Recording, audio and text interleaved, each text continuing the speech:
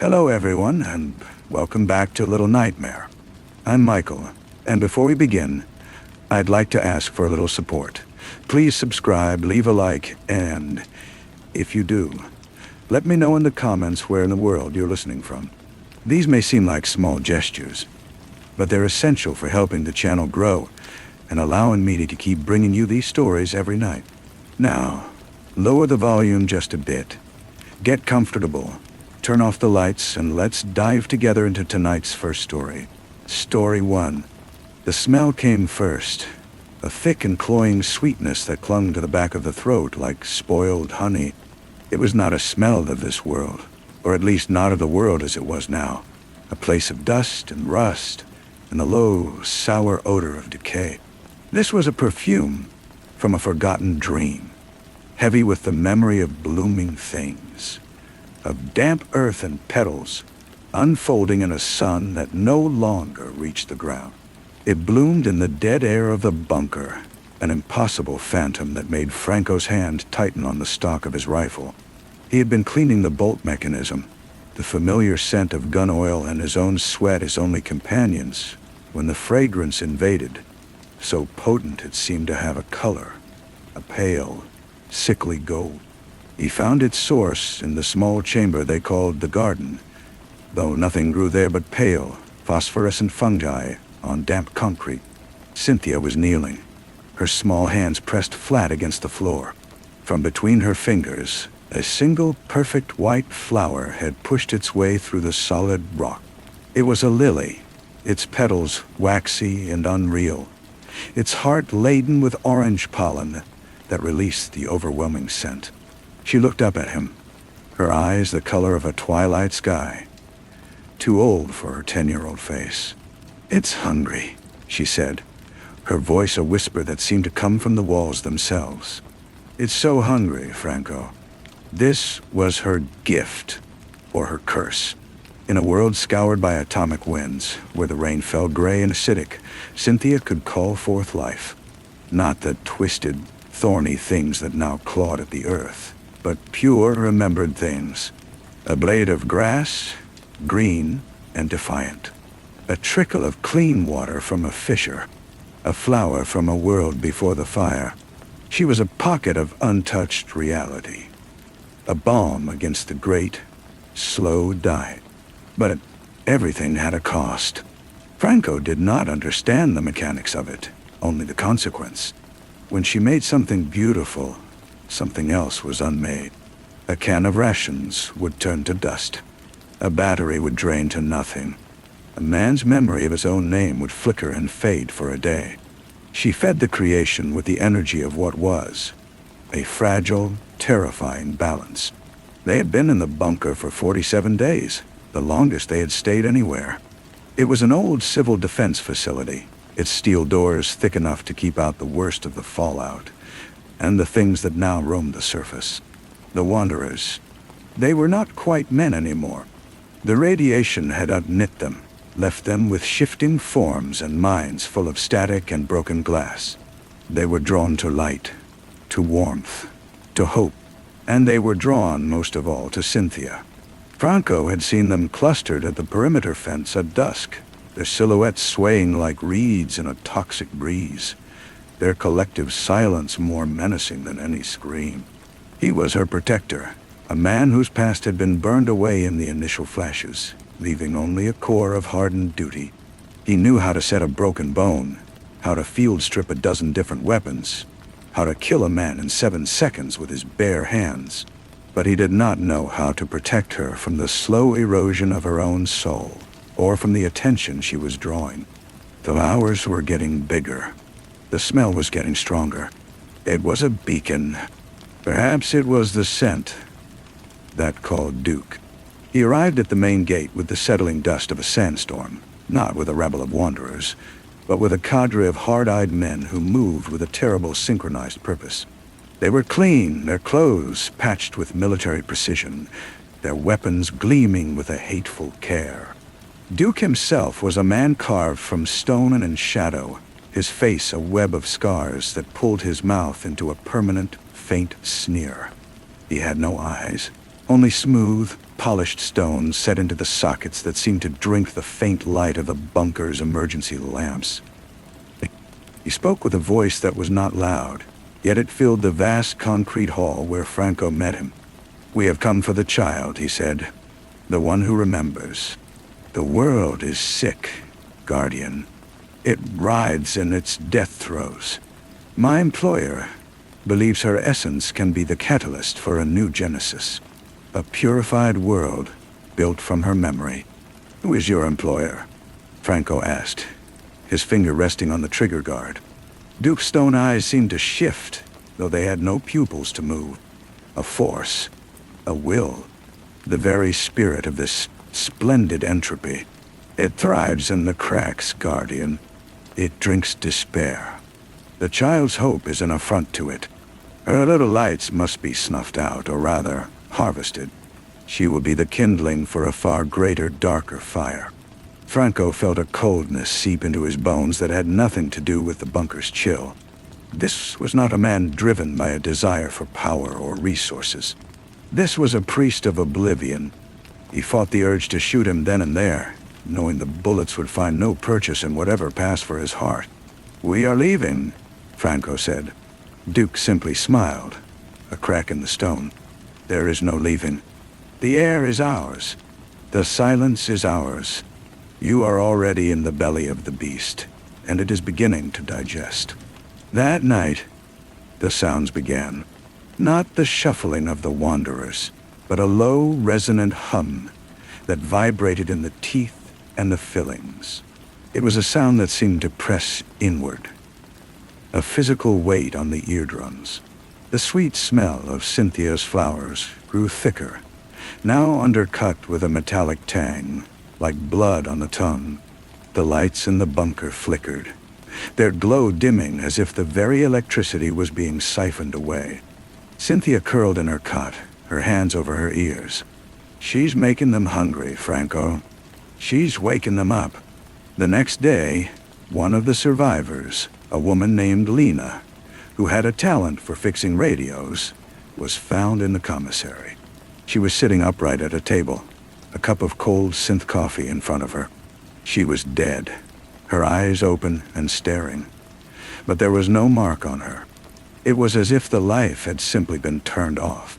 The only anomaly was a single fresh lily, identical to the one Cynthia had grown, placed neatly on the table beside her hand. Its scent was now cloying, funereal. Panic, cold and sharp, began to spread through the bunker's inhabitants. They looked at Cynthia with new eyes, not with hope, but with a dawning terror. Her gift was a target, and the thing aiming at it did not care who it hit in the process. Franco tried to maintain order, but the rules of this world were unraveling. A man reported seeing his own reflection wink at him from a darkened monitor. Another swore he heard children singing a nursery rhyme in the empty ventilation shafts, a rhyme about a man with stones for eyes. The hum deepened, becoming a threnody that echoed through the steel and concrete. The walls began to sweat a dark, viscous fluid that smelled of ozone and rotting meat. Franco knew they had to move. Staying was a death sentence, a slow surrender to this creeping madness. But going outside was to deliver Cynthia directly to Duke and his men, and to the things that followed them. It was Cynthia who made the decision. She stood before him, her small frame trembling, but her voice was steady. "We have to go to the heart, Franco. The place where the world broke. I can feel it. It's a wound, and it's calling me. Maybe I can heal it." The heart was what they called ground zero of the first detonation, a place of fused glass and twisted steel, a day's journey to the east. It was a place no one went. The radiation there was said to be a physical presence, a shimmering curtain that unwove living tissue. It was suicide. "Perhaps it is," Cynthia whispered, reading the despair on his face. "But it's the only place strong enough. My light, it's the only thing that can match its dark." Their escape from the bunker was a nightmare of flickering shadows and whispered names. The wanderers were inside now, not breaking down the doors, but simply appearing. They stood in corridors, their forms indistinct, their heads tilted as if listening to the terrible music of the hum. They did not attack. They only watched with vacant pity as Franco, holding Cynthia's hand, led a desperate, fighting retreat to a forgotten service exit. They burst out into the eternal twilight of the surface. The air was thick with radioactive dust, but it was cleaner than the suffocating madness inside. They ran, two small figures against a vast, scarred landscape. Behind them, the bunker was swallowed by a deepening gloom from which no sound emerged. Their journey was a montage of horrors. They saw trees that had grown into the shapes of screaming faces. They crossed plains where the very ground seemed to pulse with a slow, sick heartbeat. The hum followed them, a constant companion, and with it came the scent of the lilies, now so strong it was nauseating. Duke and his men were never far behind, a dark smudge on the horizon, moving with an inexorable, unhurried pace. It was as if they were herding them, driving them toward the heart. Finally, they reached the edge of the dead city. Before them lay the plains of glass, a vast, smooth crater where the sand had been melted and cooled into a billion glittering shards. At its center stood a single, impossible structure.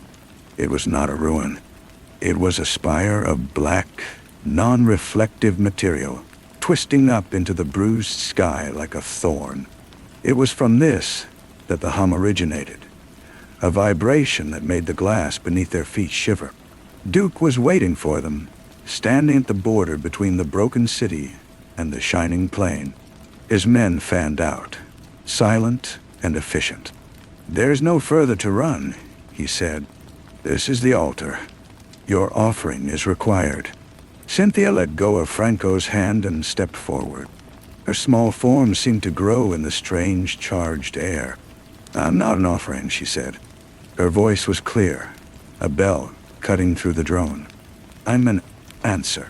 She walked past Duke, who did not move to stop her, his stone eyes fixed on the black spire.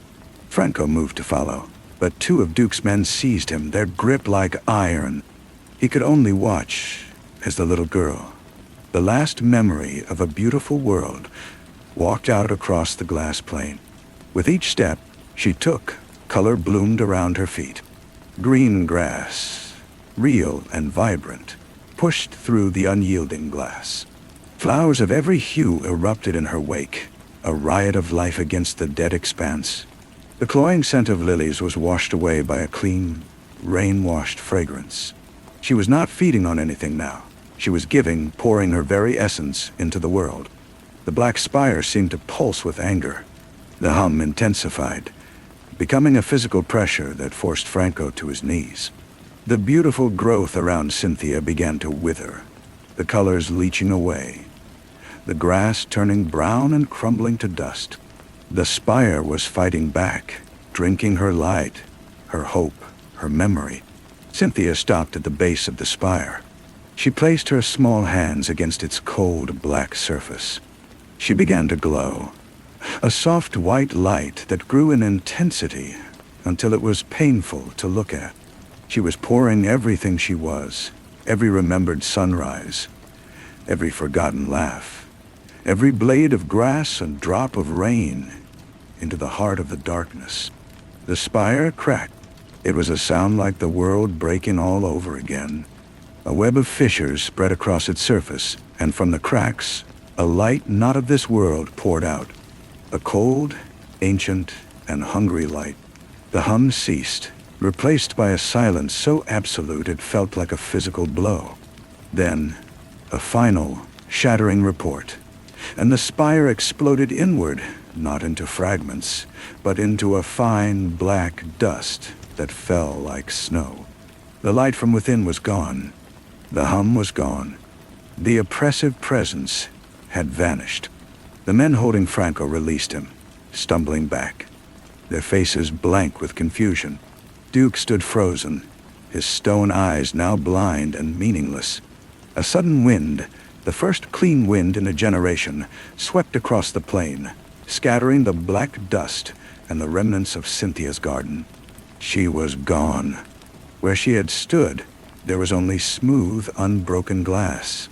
Franco walked out onto the plain, his boots crunching on the faint, glittering residue of the spire.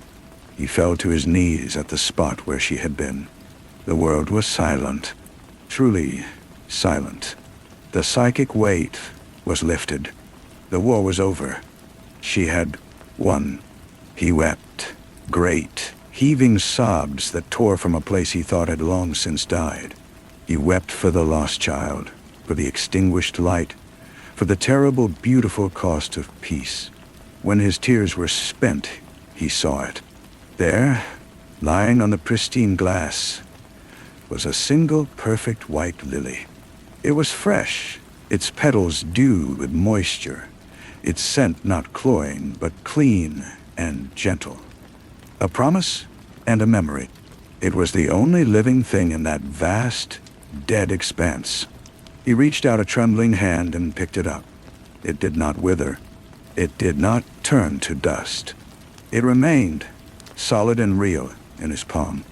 A final gift. A quiet testament. He held it, this impossible flower in a world of glass and ash, and knew he would carry it with him forever. The journey back from the glass plane was a solitary pilgrimage through a world unchanging, yet fundamentally altered. The sky was the same bruised purple. The air still carried the taste of metal and decay. But the oppressive hum was gone. The silence was no longer a predatory stillness, but a true quiet, a blank page. Duke and his men had vanished, their purpose extinguished with the spire, leaving Franco alone with the lily and the weight of his loss. He walked for days, his body moving on an instinct for survival that felt hollow now. He avoided the old bunker, knowing it was a tomb filled with the ghosts of a madness that had passed. He headed west, toward the rumors of a settlement that clung to the edge of a great salt lake, a place people called the last stop. When he finally saw the flickering fires on the horizon, he felt no relief, only a profound weariness. The settlement was a ragged collection of scrap metal huts and patched tents. A sorry excuse for a community, but it was movement. It was life. As he approached the outer sentry posts, the guards lowered their rifles, their eyes wide, not with threat, but with awe. They were not looking at him. They were looking at the flower he carried in his hand. It was impossible. In a place where a handful of clean water was a treasure, the sight of a perfect living lily, its petals unblemished by the toxic air, was a miracle. They let him pass without a word, and he walked into the heart of the settlement like a prophet from a forgotten scripture. People emerged from their shelters, their faces gaunt and etched with the hardship of years. But their eyes held a flicker of something Franco had not seen in a long time. It wasn't hope, not yet. It was wonder. A child, its skin marked with radiation scars, pointed a tiny finger at the flower and laughed, a sound like breaking glass in the stillness. An elder, a woman with a face like a road map of scars, approached him. Her name was Ilara. "What is this?" she asked, her voice a dry rustle. "What have you brought to us?" Franco had no words to explain the spire or Cynthia or the cost of the silence. He simply held out the lily. She did not take it, but reached out a single, calloused finger and gently touched a petal. A tear traced a clean path through the grime on her cheek. That night, for the first time, Franco told the story. He spoke of the child who remembered, of the black thorn in the world's heart, and of the light that had answered the dark. He spoke of the garden she had grown with her last breath. When he finished, the only sound was the crackle of the fire. The next morning, a young woman who had lost her family to the Wanderers came to him. She held a small rusted tin can filled with gray, lifeless soil. Can I just hold it for a moment?" she asked, her eyes fixed on the lily. Franco placed the flower in the tin. The woman sat there for hours, just looking at it. When she finally returned it, her hands were trembling. "Thank you," she whispered. I had forgotten what white looked like. Days turned into weeks. The lily did not wilt. It did not fade. It remained a perpetual, gentle contradiction to the rules of this dead world. People began to come to Franco not for food or protection, but just to see it, to sit near it. They would tell him their stories. The memories they feared were fading. And somehow, in the presence of the flower, those memories seemed to grow stronger, more vivid. One day, the woman with the tin can returned. In her hands she carried the same can, but now a tiny green shoot had pushed through the soil. It was a weed, a simple, stubborn dandelion, but it was alive. It grew without Cynthia's power, without the terrible exchange. It just grew. Franco looked from the dandelion to the lily, and he understood. Cynthia's final act had not just been a battle against the darkness. It had been a reset, a recalibration. She had not just destroyed the spire, she had paid the cost for them all, seeding the world with a new possibility. The balance was restored, but the terms had changed. Life could now grow again, not by consuming other life, but by its own volition. He left the settlement one morning before dawn, placing the white lily in the center of the community square. He did not say goodbye. He was a guardian, and his purpose had been fulfilled. The new world did not need a man with a rifle. It needed a memory to be tended. As he walked away, heading into the unknown once more, he glanced back. In the soft light of the rising sun, he saw Elara the Elder gently watering the dandelion in its tin can. And beside it, the lily stood, a quiet, eternal sentinel, its roots, he knew, reaching deep into the earth, touching a wound that was finally, slowly, beginning to heal. The silence that followed him was different now.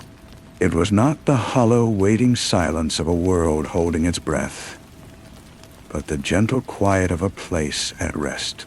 He walked for weeks, his path aimless, a meandering line drawn across the face of a reborn planet.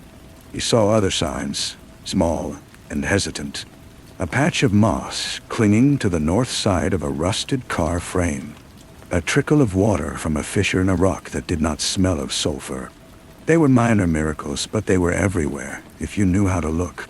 He found himself at the edge of a vast, dry riverbed, its banks carved deep into the red earth. A memory, sharp and clear, surfaced in his mind. Cynthia had spoken of this place. She had called it the Singing River, and had described the sound of the water over the stones, a melody she had pulled from the mind of a long-dead poet. Now it was only dust and silence. He made camp under the skeletal remains of a concrete bridge. As he sat, chewing on a strip of dried protein, he heard it, a faint, musical trickle. He scrambled down the bank, his heart hammering against his ribs. There, at the very center of the riverbed, a spring was bubbling up, clear and cold, washing the red dust from pale, smooth stones. It was not a river, not yet, but it was a beginning. He cupped the water in his hands and drank. It was clean. It tasted of nothing but itself. As the water touched his lips, another memory, not his own, flashed behind his eyes. A picnic on a green bank, the warmth of a sun he had never felt, the sound of laughter. It was fleeting, but it was real. The water was not just water. It was a vessel. He continued his journey with a new purpose. He was not just a wanderer anymore. He was a witness. He followed the thin, silver thread of the newborn stream. And as he walked, he found himself speaking to the emptiness, not with words, but with the memories Cynthia had left him. He remembered the feel of grass, and a few stubborn blades pushed through the dust near the water's edge. He remembered the scent of pine, and a stand of hardy gray-bark saplings seemed to straighten their spines as he passed. He was not creating them. He was simply remembering, and the world, in its new state, was remembering with him. The cost had been paid. The debt was settled. Now, the act of recollection was enough to coax the world back into being. One evening he saw a light in the distance. It was not the hostile chemical glow of a raider camp, but the warm, flickering light of a cooking fire. He approached cautiously, his hand resting on the worn grip of his pistol. The settlement was small, just a few families living in the shell of a pre-fall library. They saw him and did not reach for weapons. An old man with kind eyes simply gestured to an empty place by the fire. "We heard a story," the old man said later as they shared a meal of roasted tubers. "A story about a man who carried a flower." Franco said nothing. He simply looked at the faces around the fire, lit by the flames and by something else. Something that had been absent for a long, long time.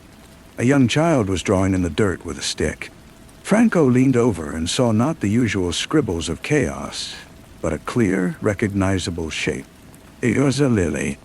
The old man followed his gaze and smiled. "The stories are coming back," he said.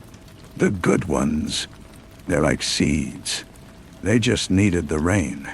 Franco left the settlement the next morning. As he reached the crest of a hill, he turned back for one last look. The people were already at work, not just scavenging or fortifying, but planting. They were tending to a small, carefully tilled plot of earth behind the library.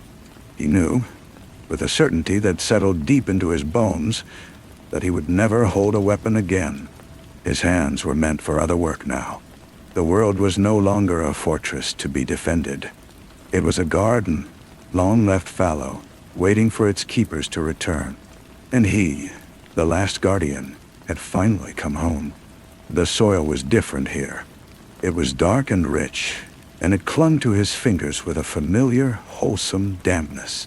He knelt, ignoring the cool seep of moisture through the knees of his worn trousers, and began to work. He cleared away the stones and the stubborn gray weeds that were the last vestiges of the old world. He worked until his back ached in the sun. A pale but persistent disk began its descent. He did not have any seeds to plant, but that did not matter. He was preparing the ground. He was making it ready. Word of the gardener at the old library spread, carried by traders and wanderers who were now more pilgrim than scavenger. They came to see the man who did not carry a gun, who spoke in quiet tones of things that were green and growing. They brought him gifts, not of bullets or canned goods, but of things they had found. A handful of shriveled tubers that might be potatoes, a few dried beans rattling in a tin, a single precious apple core with its seeds still nestled inside. He accepted them all with a quiet gratitude, and he planted them in the expanding patch of earth behind the library. He tended them with water from the new spring, and with a patience he had learned from the long, silent vigil of his past life. The potatoes sprouted. The beans reached for the sun with delicate, curling tendrils. The apple seeds, however, remained dormant in the soil. They were a test, he felt. A final lock on a door that needed the right key. One evening, as he was watering the young plants, a young woman approached. She was thin, with eyes that had seen too much, but they were clear. In her hands she held a small cloth-wrapped bundle. "My grandmother told me to give this to you," she said, her voice soft. She said it belonged to the world now. Franco carefully unfolded the cloth. Inside lay a book. Its cover was mildewed and its pages were brittle, but it was intact. It was a children's picture book, filled with illustrations of a world that no longer existed. On one page, a rabbit nibbled clover in a sun-drenched meadow. On another, a bird sat on a branch heavy with pink blossoms. And on the last page, there was a detailed, beautiful drawing of an apple tree, its limbs bent with the weight of ripe red fruit. He brought the book to the plot where the apple seeds slept. He sat on the ground and began to read. He did not read the words, for they were faded and smudged. Instead, he described the pictures. He spoke of the softness of the rabbit's fur, the delicate veins on the petals of the blossoms, the deep, glossy red of the apples. He poured the memory of the image into the soil, a gentle, steady rain of recollection. The next morning, a green shoot had broken through the dark earth where the seeds were planted. It was frail, no bigger than his thumbnail, but it was unmistakable. It was an apple tree. He looked from the tiny sprout to the library, where people were now gathering, not for shelter, but for knowledge. They were pulling books from the shelves, blowing dust from the covers, and reading.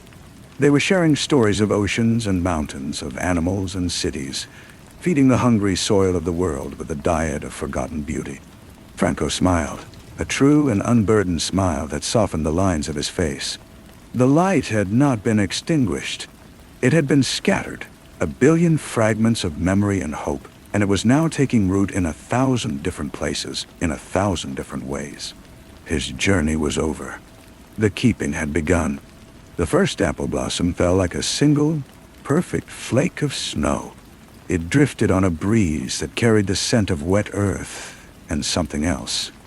Something Franco had not known, he remembered. The perfume of a living forest. The people from the library had gathered, their silence a collective, held breath. The tiny tree was no longer a sapling. Its branches, though slender, were strong, and they were covered in a cloud of white and pink blossoms. Each one was a small, defiant echo of the lily he had carried, a promise made manifest. A child, the same one who had drawn the lily in the dirt, reached out and caught a falling petal. She held it in her palm, her eyes wide with a reverence that transcended words. She looked from the petal to Franco, and he saw the understanding there. This was not magic. It was memory. It was a world remembering itself through them. The harvest that followed was meager by the standards of the old stories, but to them, it was a feast. The potatoes were small and knobby, the beans few. But the taste was a revelation. It was not just sustenance. It was flavor, a complexity of earth and sun that their palates, accustomed to the flatness of processed protein and stale water, had forgotten. They ate slowly, savoring each bite as if it were a prayer. Franco no longer worked the garden alone. A community of gardeners had sprung up around him, their hands learning the rhythm of the soil. They built compost heaps and dug irrigation channels from the singing river, which was now a steady, cheerful stream. They experimented, planting seeds found in the forgotten pages of books, and more often than not, the seeds would sprout as if eager to return to the world. One evening, Ilara, the elder from the Salt Lake settlement, arrived. She was older, frailer, but her eyes burned with a fierce joy. She walked through the garden, her fingers brushing the leaves of the apple tree, now showing the first hard green fruits of the season. She found Franco tending a new patch where he was trying to coax carrots from the earth. "You built a world," she said, her voice still a rustle, but now it was the sound of leaves turning in the wind. From a single flower. Franco shook his head, wiping the dirt from his hands. "I just remembered. She did the building." Ilara smiled. She gave the memory. "You turned it into a seed. We all have that power now. We just needed to be shown." She stayed for a week, and before she left to return to her own people, now also planting their own gardens by the Salt Lake, she gave Franco a final gift. It was a simple, hand-drawn map. It showed the locations of other emerging communities, places where the silence had also been broken by the growth of green things.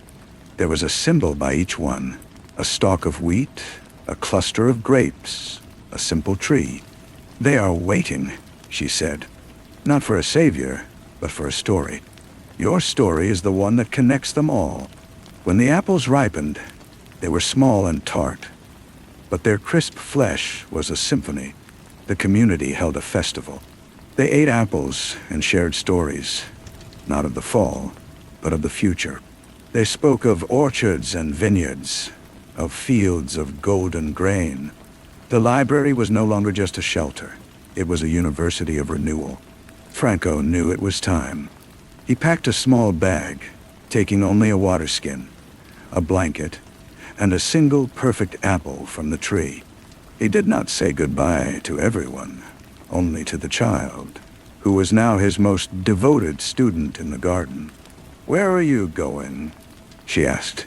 "To find the other gardens," he said. "To help them remember."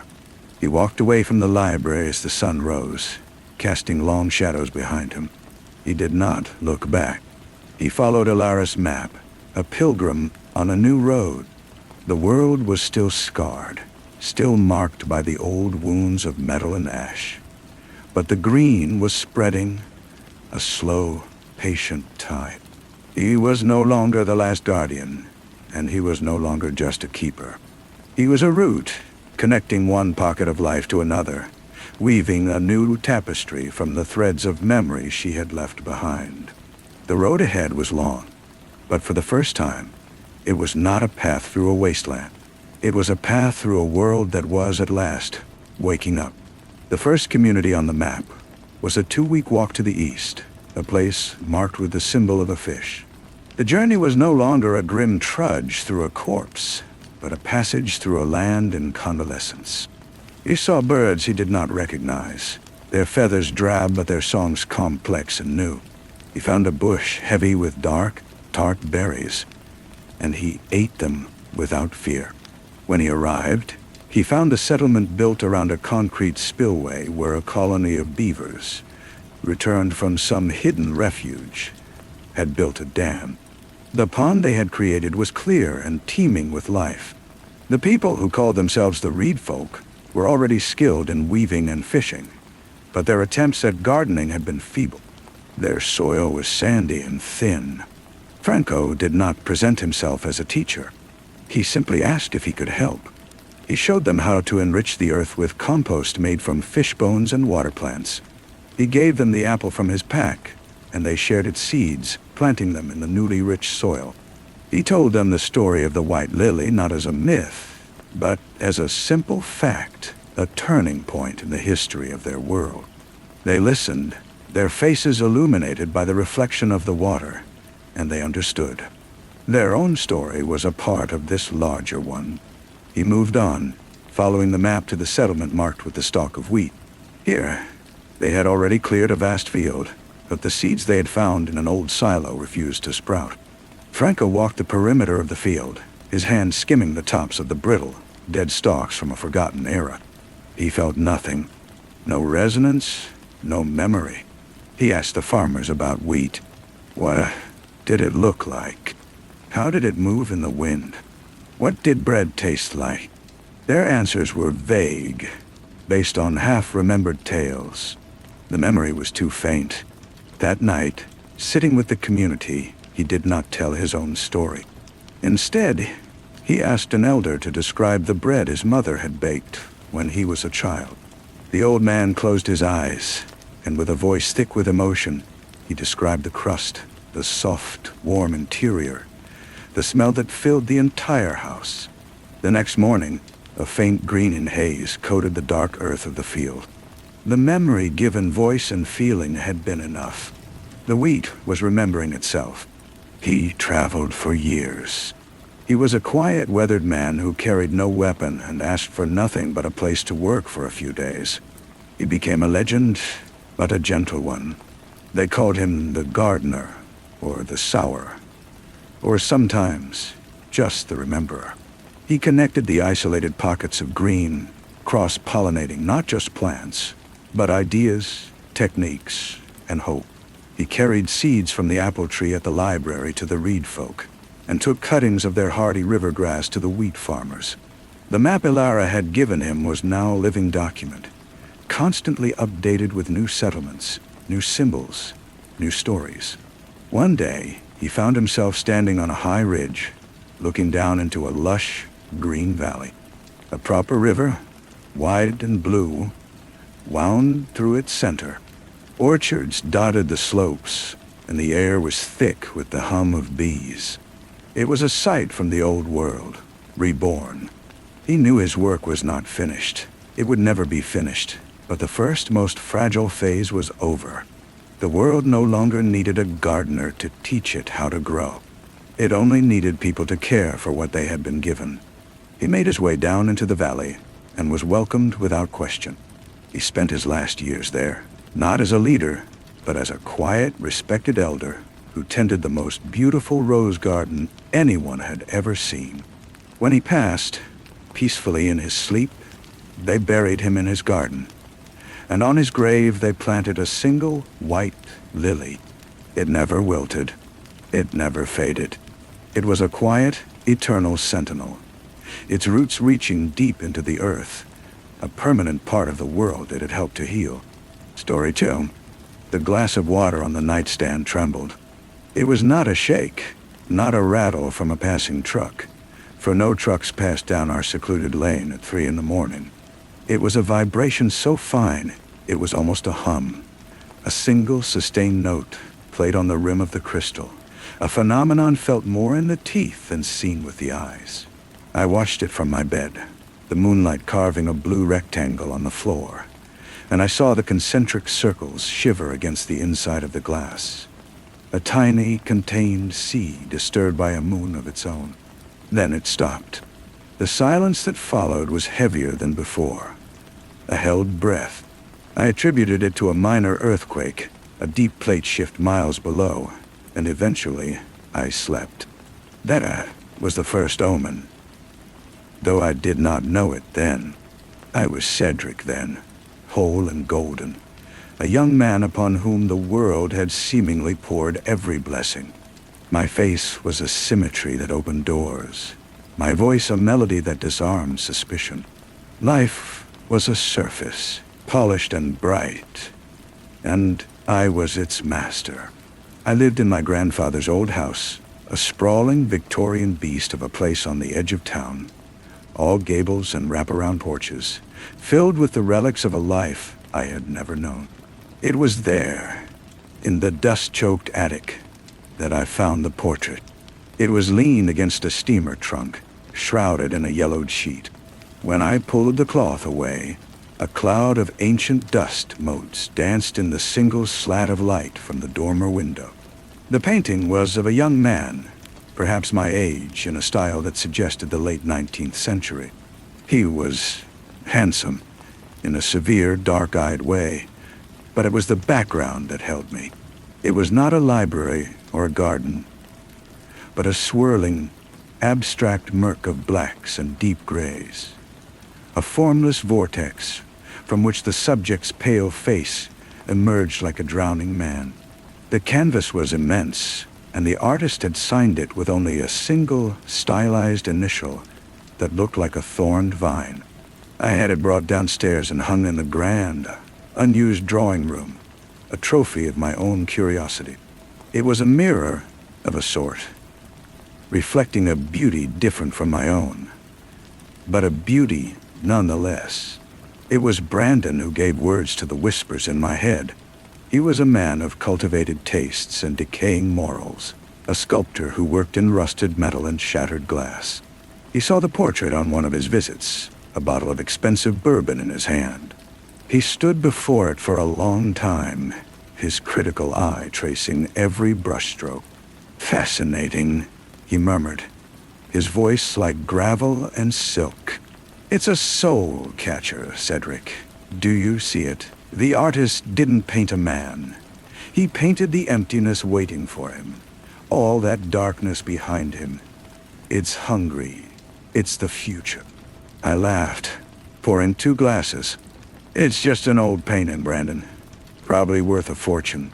"Everything is worth a fortune until you understand the cost," he said, turning to me, his eyes gleaming with a kind of malicious wisdom. "Look at you. You are this perfect gilded thing. The world touches you and leaves no mark, but it will. Time is a vandal. Sin is a sculptor. Wouldn't it be a wonderful thing if you could let the canvas bear all that? If you could live, truly live, indulge in every dark and sweet pleasure, and let this thing..." The idea, once planted, took root in the fertile soil of my vanity. It was a decadent fantasy, a philosophical game. I began to test it. A night of profound drunkenness would leave me clear-eyed and fresh, but the next morning, I would swear the young man in the painting looked just a touch more sallow, the shadows under his eyes a hint more pronounced. What? A petty act of cruelty. I was needlessly vicious to a shop girl, reducing her to tears for a minor error, and later, studying the portrait, I fancied the set of its mouth had hardened, a new cruelty etched around the lips. My friend Dominic, who was all conscience and clean living, saw the change in me, not in my face, but in my spirit. "Cedric, this is not you," he'd plead, his honest face creased with worry. We'd walk through the autumnal woods behind my house, the leaves crunching like bones under our feet. "This cynicism, this carelessness, you're spending too much time with Brandon. He trades in corrosion." "He trades in truth, Dom," I'd reply, feeling a surge of contempt for his simple world. "He sees that beauty as a currency, and morality as a fiction for those who cannot afford the price of freedom." Then there was Caitlin. She was innocence itself, a light in my expanding darkness. She worked at the local library, and her love was a gentle, unwavering thing. She saw the good in me, a ghost I could no longer see myself. For a time, I cherished her, a talisman against the person I was becoming. But the corruption, fed by Brandon's applause and the portrait's silent complicity, demanded a greater sacrifice. I brought her to the drawing room one evening. The fire was high, casting monstrous, dancing shadows that seemed to writhe in sympathy with the painting's dark background. I showed her the portrait. "He's beautiful," she said, but her voice was small, uncertain. "But there's something sad about him, something lonely. He made a wish," I said, my voice low and confidential, as if sharing a sacred secret. "He wished to stay young and beautiful forever. He wished that all the scars of life, all the decay of time and the stains of sin would fall upon this image instead of him." Caitlin looked at me, her eyes wide and searching. "That's a terrible wish, Cedric. It's unnatural to not feel life, to not bear the marks of living. That's not a blessing, it's a prison." "Man," her words infuriated me.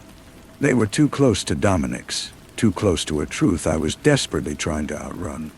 In a cold, measured tone, I told her she was a child, that she understood nothing of the world's true mechanisms. I dissected her love for me, calling it a simpleton's infatuation, a biological impulse toward a handsome face. I was brutal, precise, and artistic in my cruelty. I watched the light in her eyes extinguish, replaced by a devastation so complete it was like watching a building collapse in slow motion.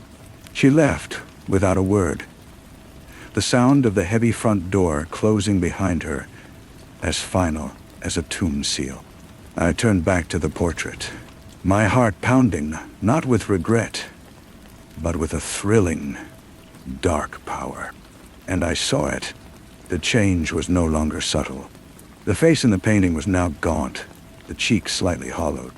A new line, a deep groove of spite, had appeared between the brows. The eyes, once merely severe, now held a glint of active malice. The darkness behind him seemed to have swelled, consuming more of the canvas, and within its formless depths, I thought I could see faint, half-formed shapes of suffering. It was working. The portrait was my scapegoat, my sin-eater. I felt clean, reborn, my own face in the mirror as flawless as ever. The days that followed were a descent into a new kind of hell, a silent one. Dominic stopped coming by. My phone was silent. The house, always quiet, became a cavern of echoes. I would spend hours in the drawing room, sitting in a high-backed chair, staring at the painting. It was no longer a game. It was a vigil. The figure continued to degrade. The skin took on a waxy, unhealthy pallor. The hair seemed to thin. A network of fine lines spread from the eyes, the map of a life I was not living. The mouth was now a permanent sneer, a perfect replica of the expression I had worn when I destroyed Caitlin. I tried to leave, to go into town, but people avoided my gaze. The barista at the coffee shop would flinch when handing me my change. The few friends I encountered on the street would offer tight, fearful smiles and hurry away. I was a ghost in my own life, a beautiful, cursed object. The world saw the perfection, but it recoiled from the emptiness it contained. The final revelation came on a night of torrential rain. The wind howled around the house, rattling the windows in their frames. I was drawn to the drawing room, a moth to a dying flame. I lit a single lamp. The painting was almost unrecognizable. The handsome youth was gone. In his place was a dissipated wreck of a man. The eyes were sunken pits of avarice. The nose seemed to have sharpened into a predatory hook. The lips were peeled back from yellowed teeth in a rictus of eternal hunger. The background was no longer abstract. Within the swirling gloom, I could now clearly see the faint, tormented faces of those I had wronged. I saw the shop girl, her features blurred by tears. I saw Dominic, his expression a mask of betrayal. And I saw Caitlin, her eyes hollow, her mouth open in a silent scream. And I understood. The portrait was not bearing my sins. It was not a shield. It was a lens. It was showing me my own soul, the true, accumulated horror of my choices. My face in the mirror was a lie, a beautiful mask over a rotting core. The corruption was not being siphoned away. It was being documented, made manifest. I had wished to stay beautiful, and in doing so, I had become a monster whose ugliness was too profound for the physical world to contain. I did not scream. I made no sound. A profound, glacial calm settled over me. This was the objective scientific truth of my existence. I was a case study in damnation. I walked to the mirror that hung opposite the portrait and looked at my reflection. The perfect face, the clear eyes, the unlined brow. It was a masterpiece of deception. I reached out and touched the glass, and it was cold, so cold, like touching the surface of a frozen lake under which something dark and formless swam. I turned my back on the portrait and walked out of the drawing room. I walked through the grand foyer, my footsteps echoing in the vast emptiness. I opened the heavy front door and stepped out into the rain. The water soaked my hair and clothes instantly, but I felt nothing. I did not look back at the house. I did not look back at the life I had built and ruined. I simply walked down the gravel drive, onto the main road, heading toward the distant lights of a town that was no longer my home. I walked away from the beautiful young man in the old house, and I walked toward the hollowed-out creature I had become. A man forever separated from the consequences of his life, carrying nothing but the perfect unmarred face of a damnation so complete it needed no physical mark. I never looked back. There was nothing there to see. The rain was a baptism of ice, washing away nothing. Each drop that hit my face was a tiny, cold accusation. The gravel of the drive gave way to the slick blacktop of the road, and the sound of my footsteps changed from a crunch to a slap. I walked without a destination, a mannequin set in motion. The town lights in the distance did not promise warmth or sanctuary. They were merely points of reference in the encompassing dark. A car approached, its headlights cutting twin swaths through the downpour. It slowed as it neared me. The driver likely puzzled by a figure walking alone on this desolate road in such a storm. I kept my head down, my perfect profile offered to the night, and the car accelerated away, its taillights shrinking into red pinpricks and then vanishing. I was untouchable. That was the curse. I walked for an hour, maybe two. Time had become a substance with no viscosity, neither flowing nor solid. I found myself at the edge of the town park, a place where Caitlin and I had once spread a blanket on sunny afternoons. The swings were empty, seesawing slightly in the wind, their chains groaning. I stood under the skeletal branches of a large oak, the last of its leaves plastered to the ground like wet brown hands. A police cruiser pulled up to the curb, its engine idling. The window rolled down. Officer Miller, a man who had once chuckled and called me the Prince of the Big House, shone a flashlight on me. The beam lingered on my face, and I saw his expression shift from professional concern to a flicker of confusion, and then to something else. Something like unease. "Cedric? That you?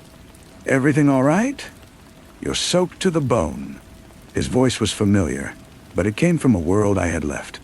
I turned my head slowly and met his eyes. I did not speak. I simply let him look. Let him see the flawless canvas, the empty vessel. His gaze held for a moment longer, and then he looked away, suddenly preoccupied with the dashboard. You shouldn't be out in this weather. You'll catch your death."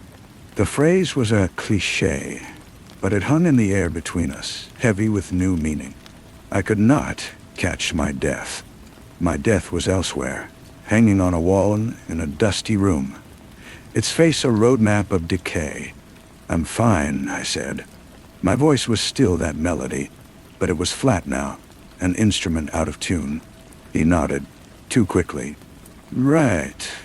Well, get home safe, you hear?" He didn't wait for an answer. The window slid up, and the cruiser pulled away, its tires hissing on the wet pavement. He was afraid. Not of what I might do, but of what I was. I left the park and walked onto Main Street. The few shops were closed, their windows dark. My reflection glided across them, a phantom in the glass. I saw the same Cedric I had always been, the golden boy, the local marvel. But the image was a lie, a photograph laid over a rotting negative. I stopped before the library, the place where Caitlin had first smiled at me. I pressed my forehead against the cold glass of the door, peering into the dark silence. I could almost see her there, between the shelves, a silhouette of everything I had willingly destroyed. A movement in the reflection made me turn. A man was hurrying down the street, collar turned up against the rain. It was Dominic. He saw me and stopped dead. His face, always so open, was a conflict of emotions, pity, anger, and a deep, sorrowful fear. He took a half step forward, his instinct to help, to fix, warring with the knowledge that some things are beyond repair. "Cedric," he said, his voice barely a whisper over the rain. "My God, what have you done to yourself?" I almost laughed. I had done nothing to myself. That was the whole terrible point. "I'm free, Dom," I said, and the words tasted like ash, just like I wanted. No consequences, no scars. He looked at me, truly looked, and I saw the moment he understood. He wasn't seeing a man who had lost his way. He was seeing a beautiful shell, a house where all the lights were on but everyone was gone. The pity in his eyes hardened into a kind of horror.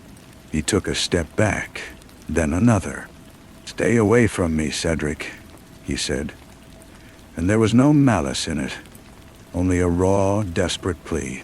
"Just stay away." He turned and almost ran into the rain-swept darkness. I was left alone with my reflection in the library door. I was a poison. My very presence was a contamination. The portrait had not just shown me my soul. It had made me into a walking embodiment of it, a beautiful plague. I had wanted to be untouched by the world. And in achieving that, I had become a thing the world could not touch, a specter in plain sight. I turned from the library and continued my walk, a perpetual stranger in the town of my birth, a king exiled from his own ruin, carrying a crown of perfect, unfeeling beauty that was the heaviest weight in the world. The road began to climb, leaving the sparse lights of the town behind and winding up into the wooded hills. I didn't know where I was going, only that forward was the only direction left.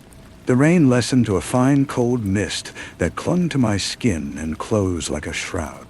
I was numb, not from the cold, but from the profound disconnection. The world was a silent film, and I was an audience of one, separated by a pane of perfect impermeable glass. As I walked, a memory surfaced, unbidden and sharp. It was of my grandfather, a stern, silent man I had barely known. He had lived in that house his entire life, and he had died there, alone. In the final years, people in town called him a recluse, a ghost.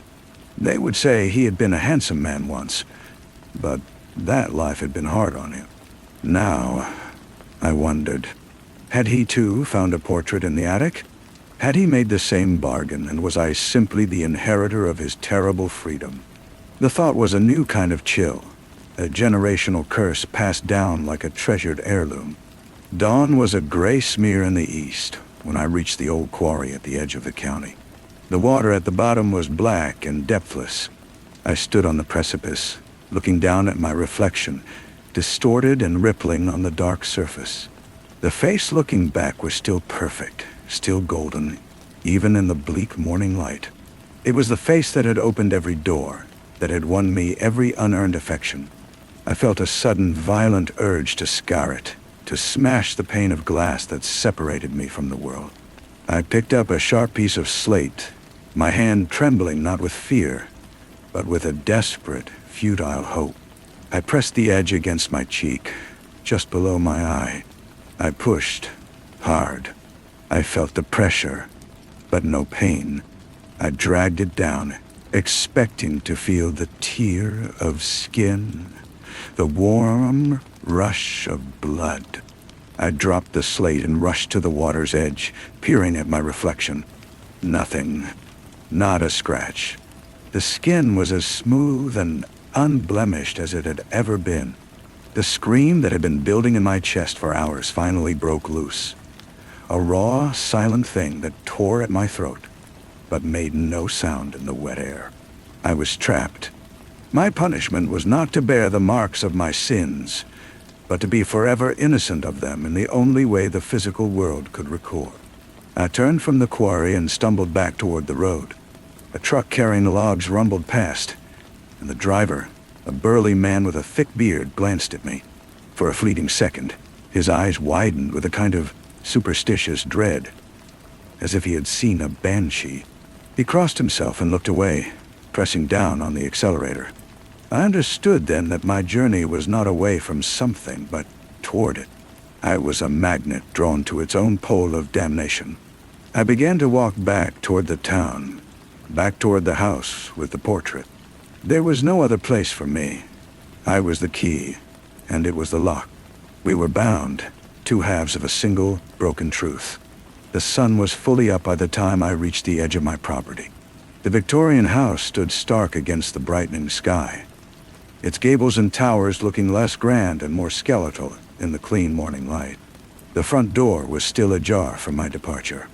I pushed it open and stepped inside. The silence was absolute, a presence in itself. I did not pause. I walked directly to the drawing room door. It was closed. I placed my hand on the cold brass knob, turned it, and pushed. The room was exactly as I had left it. The single lamp still burning, its fuel nearly spent. The air was thick with the smell of dust and old oil paint. And there, on the wall, was the portrait. It was changed again. The transformation was complete. The figure was now ancient, a grotesque parody of life. The skin was stretched taut over the skull. The eyes were milky and blind with a bottomless hunger. The mouth was a black hole, a silent scream frozen for eternity. The background was no longer a suggestion of faces. It was a cacophony of them, a hellscape of the tormented, with Caitlin and Dominic and 100 others I had forgotten, all woven into the swirling, agonized darkness. And I felt it then, the final terrible connection. As I looked upon the horror I had created, I felt not disgust, but a pull.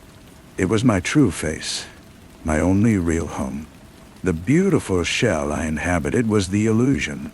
This corruption was the substance. I walked to the chair opposite the painting and sat down. I would not leave again. This was where I belonged. I was the curator of my own damnation, the guardian of the truth. I would sit here in this silent room with the beautiful empty face that the world saw, and I would watch the portrait, my soul fester and writhe for all eternity. There was no more story to tell. There was only the watching and the waiting and the perfect, unending silence. The silence was not empty. It was a medium, a thick liquid through which every tiny sound was amplified. The slow final tick of the clock on the mantelpiece as its pendulum stilled, the scuttling of a mouse inside the wall, a brief, frantic life that was more real than my own, the soft exhalation of dust settling on the velvet chair. These were the only events in my world now. Days bled into nights with no distinction. I did not eat, yet I felt no hunger. I did not sleep, yet I felt no fatigue. My body was a perfect, self-sustaining machine, requiring no fuel, offering no complaint. I was a statue in a museum of one. Sometimes, for a change of perspective, I would rise and stand directly before the portrait, my face inches from the canvas. The smell of it had changed. It was no longer just oil and varnish, but a faint, sweet odor of putrefaction, though the surface remained dry and hard. I began to speak to it. My voice was a hoarse rustle in the stillness. "Are you happy?" I would ask the ravaged face. "Is this what you wanted when you were me?" The painted eyes, those milky orbs, offered no answer. But I felt a communication nonetheless, a thrum of understanding that passed between us. A circuit of shared damnation finally closed. One evening, a different sound pierced the silence. The crunch of gravel on the drive. A car door slammed. My heart, a dormant organ for so long, gave a single, hard thud against my ribs. Footsteps approached the front door, hesitant, then firm. They did not enter. They moved around the side of the house toward the garden. Driven by a curiosity I thought long dead, I rose and went to the window. Pushing the heavy drape aside, I looked out. Caitlin was there.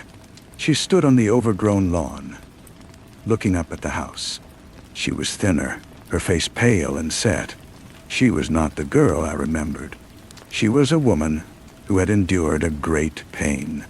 In her hand, she held a single smooth stone from the garden path. Our eyes met through the grimy glass. There was no love in her gaze, no hate. There was only a profound and weary resolution. She looked at my face, my still perfect, ageless face, and I saw not a flicker of the old affection, only a cold, clear recognition of what I was. She did not speak. She simply raised her arm and threw the stone. It was not aimed at me. It sailed in a clean, high arc and struck the drawing room window. The sound was explosive, a shattering of the perpetual quiet that was more violent than any scream. Glass rained down onto the floor inside, and a gust of fresh, cold air rushed in, carrying the scent of rain and earth. She stood for a moment longer, ensuring I had understood the message. Then she turned and walked back to her car. She did not look back. I stood amidst the shards of glass, the wind tugging at my hair. The seal had been broken. The outside world had intruded. I looked from the broken window to the portrait, and for the first time, I saw a new expression on that horrific visage. It was not malice, nor hunger. It was fear. The wind, now inside the room, made the ancient canvas tremble on the wall. A long hairline crack appeared in the paint, running from the corner of the screaming mouth down into the dark, tormented background. I smiled. It was my first real smile in a long, long time. The prison was no longer silent. The curse was no longer static. Something had changed. Something had begun. I walked across the room, my shoes crunching on the broken glass. The cold air was a shock, a physical pain I had almost forgotten I could feel. I stopped before the portrait and watched the crack deepen, a black vein spreading through the corrupted image. A faint sound, like the tearing of old silk, whispered in the room. The fear in the painted eyes was now a palpable thing, a frantic energy that vibrated from the canvas. This was not part of the bargain. The portrait was meant to be the final, static truth. It was not supposed to be vulnerable to the world outside this room. Caitlin's stone had not just broken a window. It had introduced a variable the magic had not accounted for. Consequences. I reached out a hand, not to touch the painting, but to feel the air before it. It was warmer there, charged with a desperate heat. The horror I had felt upon first seeing its transformation was gone, replaced by a cold, focused curiosity. My damnation had been a passive state, a life sentence to be endured. But now, it was active. It could be challenged. It could, perhaps, be broken. I left the drawing room and walked through the shattered glass into the garden. The overgrown grass was wet with dew, soaking my trousers. I followed the path Caitlin had taken, my eyes fixed on the ground until I found it. The small, smooth stone she had thrown. I picked it up. It was still warm from her hand. This simple physical object, an act of defiance, had done what all my internal agony could not. It had made a mark. I carried the stone back into the house, to the library.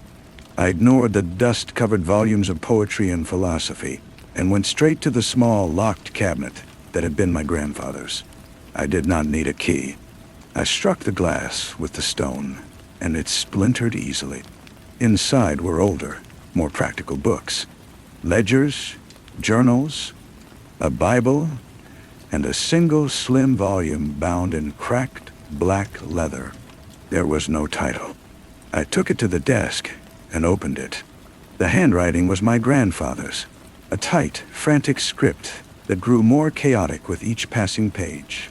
It was not a diary of events, but a record of observation. He wrote of the portrait, which he called the echo.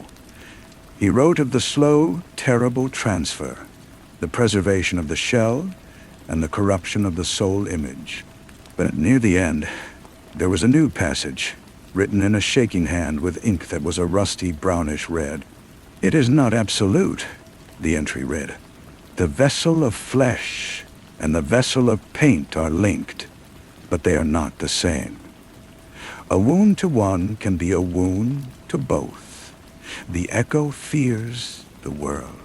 It fears what is real. It is a phantom, and a phantom can be dispersed." I closed the book. The glacial calm that had possessed me since my realization was melting, replaced by a fierce, burning purpose. I was not just a curator. I was a prisoner, and my jailer was hanging on the wall. And every jailer has a key. I returned to the drawing room. The crack in the portrait had widened. The blackness within it seemed to be seeping out, a faint, dark mist that stained the air around the frame. The face within was contorted in a new kind of agony, no longer just hungry, but terrified. It knew I had read the book. It knew I understood. I did not sit in the chair. I walked to the hearth and took the heavy iron poker from its stand.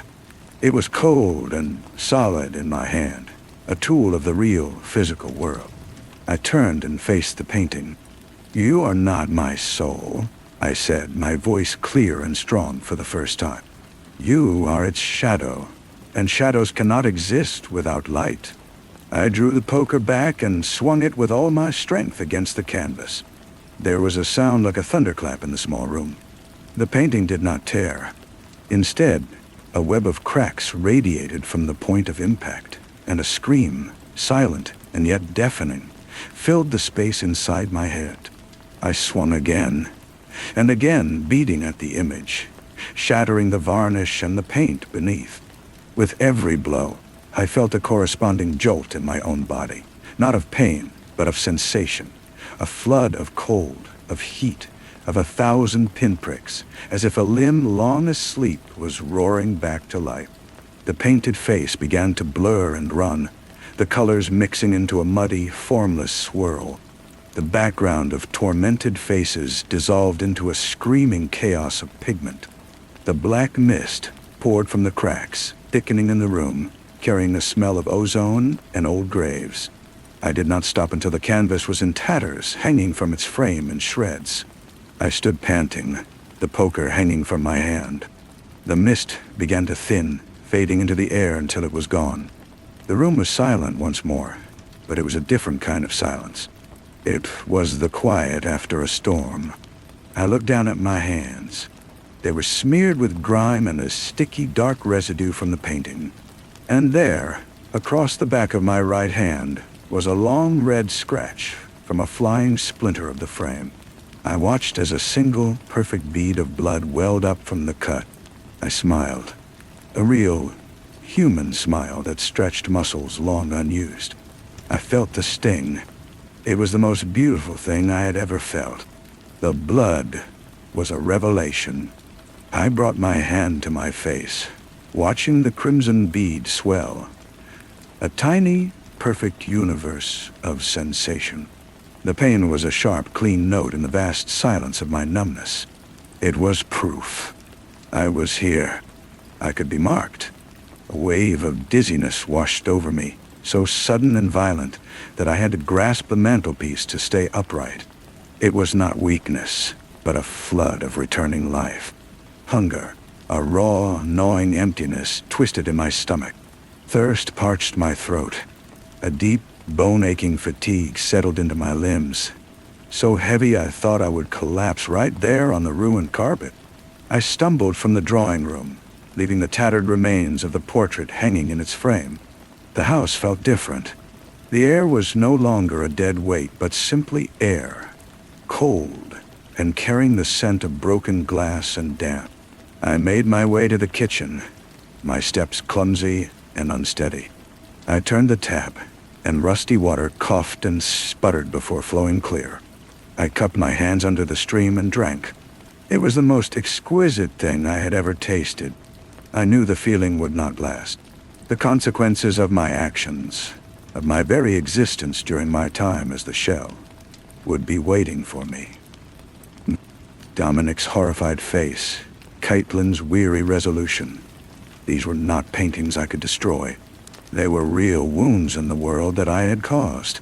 The portrait had been a focus, a receptacle, but the damage I had done was my own. I walked back to the front door and stepped outside. The afternoon sun was warm on my skin, another forgotten sensation. I looked down at my clothes, the fine fabric now torn and stained. I was no longer a beautiful specter. I was a man, dirty, tired, and wounded. I began to walk down the drive, not as a king exiled, but as a prisoner released, stepping back into a world that would hold me accountable. The weight was still there, but it had changed. It was no longer the heavy crown of perfection, but the lighter, more burdensome weight of a second chance. I did not know where I was going, only that I was finally truly going somewhere.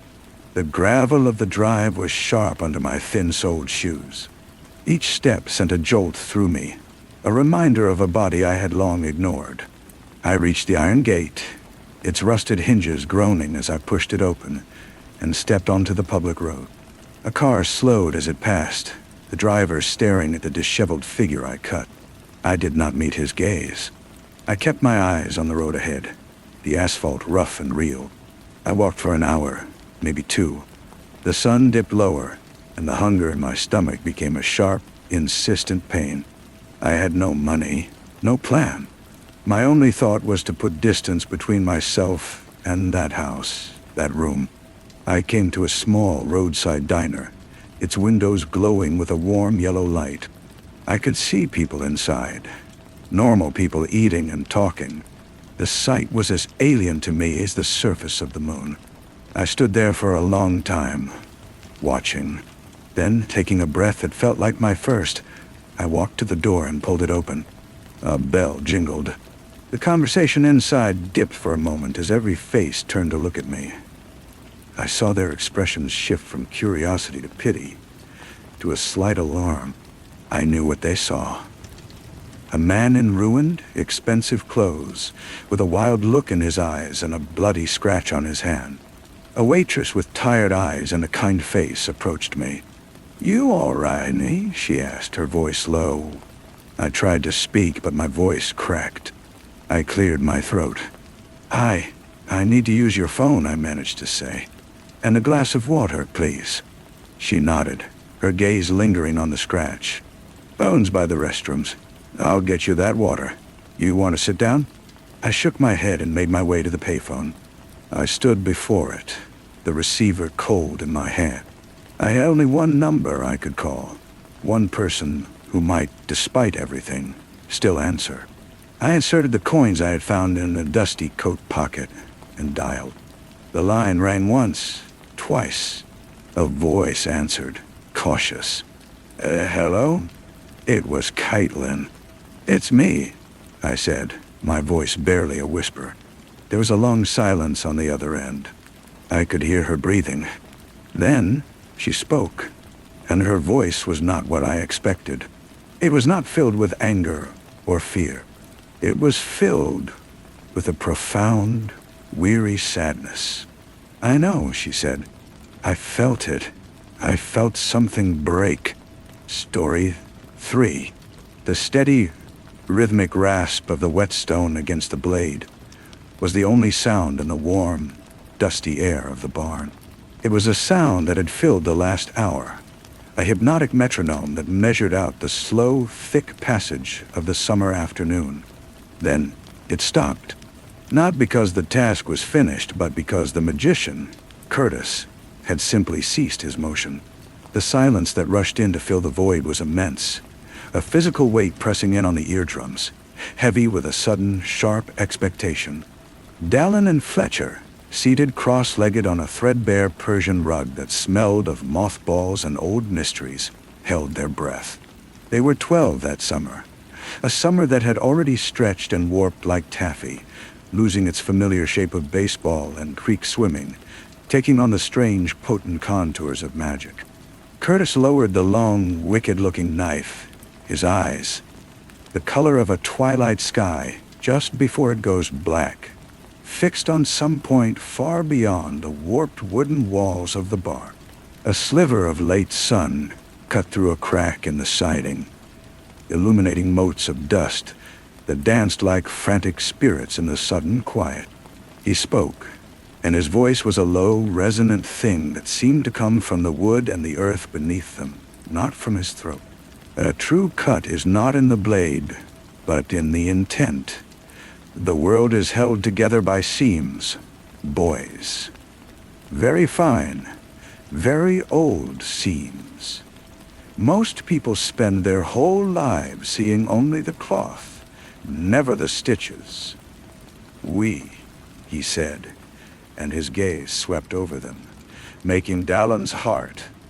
That was the first true lesson, the one that moved beyond palming coins and making handkerchiefs vanish. It was the day the world became less solid for Dallin, and he loved the terrifying thrill of it. Fletcher, ever the pragmatist, had shifted uneasily, his loyalty to Dallin the only thing keeping him on that rug when every instinct told him to run back to the solid, predictable world of his mother's kitchen and the smell of baking bread. Curtis was a figure carved from rumor and shadow. He had arrived in their small, forgettable town the previous autumn, renting the old Henderson place at the end of Gable Road, a house that leaned like a tired old man, its porch sagging under the weight of untold years. He was neither young nor old, his face a map of interesting lines, his hands long-fingered and impossibly deft. He dressed always in dark, well-tailored clothes that seemed immune to the dust and heat, and he spoke in a way that was both intimate and profoundly distant. as if he were reading from a script written on the inside of his own skull. He had chosen them, Dallin with his hungry, curious eyes and Fletcher with his steadfast silence, offering after-school lessons in the art of illusion. It had started with card tricks, but the summer deepened and the lessons changed. The cards began to flutter and dance in the air of their own accord. The silks Curtis produced from his empty hands felt cold, unnaturally so, and sometimes carried the faint, sweet rot scent of flowers from a forgotten grave. The barn, their theater of wonders, became a place of shifting shadows. The old tools hanging on the walls seemed to watch them. The hay in the loft would sometimes rustle with a motion that had no source, a dry, whispering sound like many pages turning at once. One humid afternoon, thick with the smell of impending rain, Curtis taught them about reflection. Not the kind in a mirror, he explained, but the reflection of things, their essential echoes in places just adjacent to the world they knew. He had them stare into a large, tarnished silver bowl filled with water from the creek. "Don't look at the surface," he murmured, his voice a soft lullaby that dragged at their eyelids. "Look through it. Look for the shape behind the shape." Dallin stared until his eyes ached, until the world dissolved into a blur of silver and dark. And then he saw it. Not the inverted, rippling reflection of the barn's rafters, but a different ceiling altogether. One of slick, wet stone, dripping with a phosphorescent moss. Something moved in that other space, a slow, coiling shadow that had too many limbs. He gasped, jerking back, and the image shattered into mere water again. Fletcher saw nothing, only his own worried face. And the distance between the two friends, once measured in shared jokes and secrets, began to stretch into something new and cold.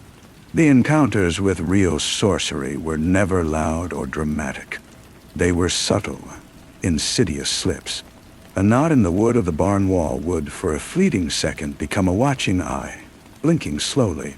The wind, channeled through a crack, would form words their names, spoken on a breath that was not air. Dallin drank it in, his curiosity a fever. He practiced the small, impossible tasks Curtis set for him, extinguishing a candle flame with a thought, willing a dead leaf to crumble to dust in his palm. He could feel something growing inside him, a cold, bright power that was both terrifying and exquisite. Fletcher watched his friend change, the light in Dallin's eyes becoming less a reflection of the sun and more a cold, internal glow. The turning point was the night of the new moon. Curtis brought them to the center of the pine forest that bordered his property, a place where the trees grew so close together they choked out the starlight. The air was cold and still, and the only sound was the crunch of their feet on the needle-strewn floor. In a small clearing, Curtis drew a circle in the earth with a stick of charcoal, chanting words that hurt the ears, words that sounded like stone grinding against stone and the dry rustle of insect wings. He was not summoning an illusion. He was calling something, and it answered. The darkness within the circle thickened, pooled, and then rose, taking a form that was less a shape and more a hole in the fabric of the world. A man-shaped void that drank the scant light and pulsed with a silent, malevolent hunger. It was the absence of sound, the absence of light, the absence of warmth. It was the feeling of a scream stifled in the throat forever. Fletcher froze, a small, choked whimper escaping his lips. Dallin stood transfixed, his soul equally repelled and called by the utter nullity before him. Curtis's voice was strained, a taut wire of effort. "This is a fetch, a thing of silence and consumption. It can be sent, it can be commanded. It is a tool for the will strong enough to hold its leash." He turned his head, and his eyes, gleaming with a fanatic's fire, locked with Dallin's. "Would you like to learn how, boy?" That was the moment the wonder curdled, finally and irrevocably, into dread. The struggle was not between good and evil, not in any way they could understand. It was a struggle between mentor and pupil, between a master who saw the seams of the world as a locksmith sees a lock, and a boy who was beginning to feel the threads of reality as if they were his own nerves. Curtis wanted to use the power to manipulate the hidden architecture of things. Dallin, in his terrifying innocence, was starting to become one with it. The conflict bloomed in the following weeks, a cold war fought in glances and silences. Curtis's lessons became more demanding, his praise more possessive. He spoke of legacy, of a great work that required a successor. Fletcher became a ghost at the edges, his presence tolerated only because of his bond to Dallin. He tried to talk to his friend, to pull him back. "It's wrong, Dallin. Can't you feel it? It's all wrong. That thing in the woods, it wasn't a trick." But Dallin would just look at him with those new old eyes and say, "You just don't see it yet, Fletch. You're still looking at the cloth." The climax was inevitable, a spiral that had been tightening since the first day the whetstone's rhythm was interrupted. It began with a small, cruel act.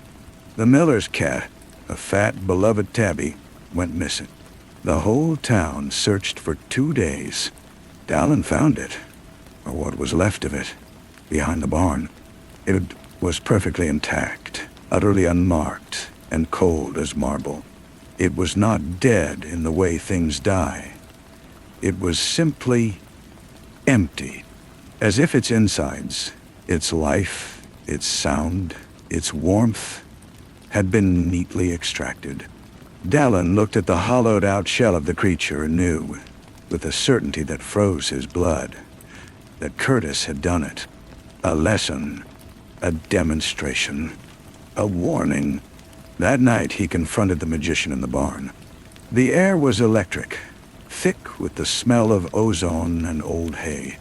The single kerosene lamp threw long, leaping shadows that seemed more alive than the two of them. "Why?" Dallin's voice was quiet, but it vibrated with a power that made the flame in the lamp gutter. Curtis smiled, a thin, bloodless expression. "To show you the price of a true cut. To show you that the power is not for parlor tricks. It is for shaping the world to your will, to remove what is unnecessary."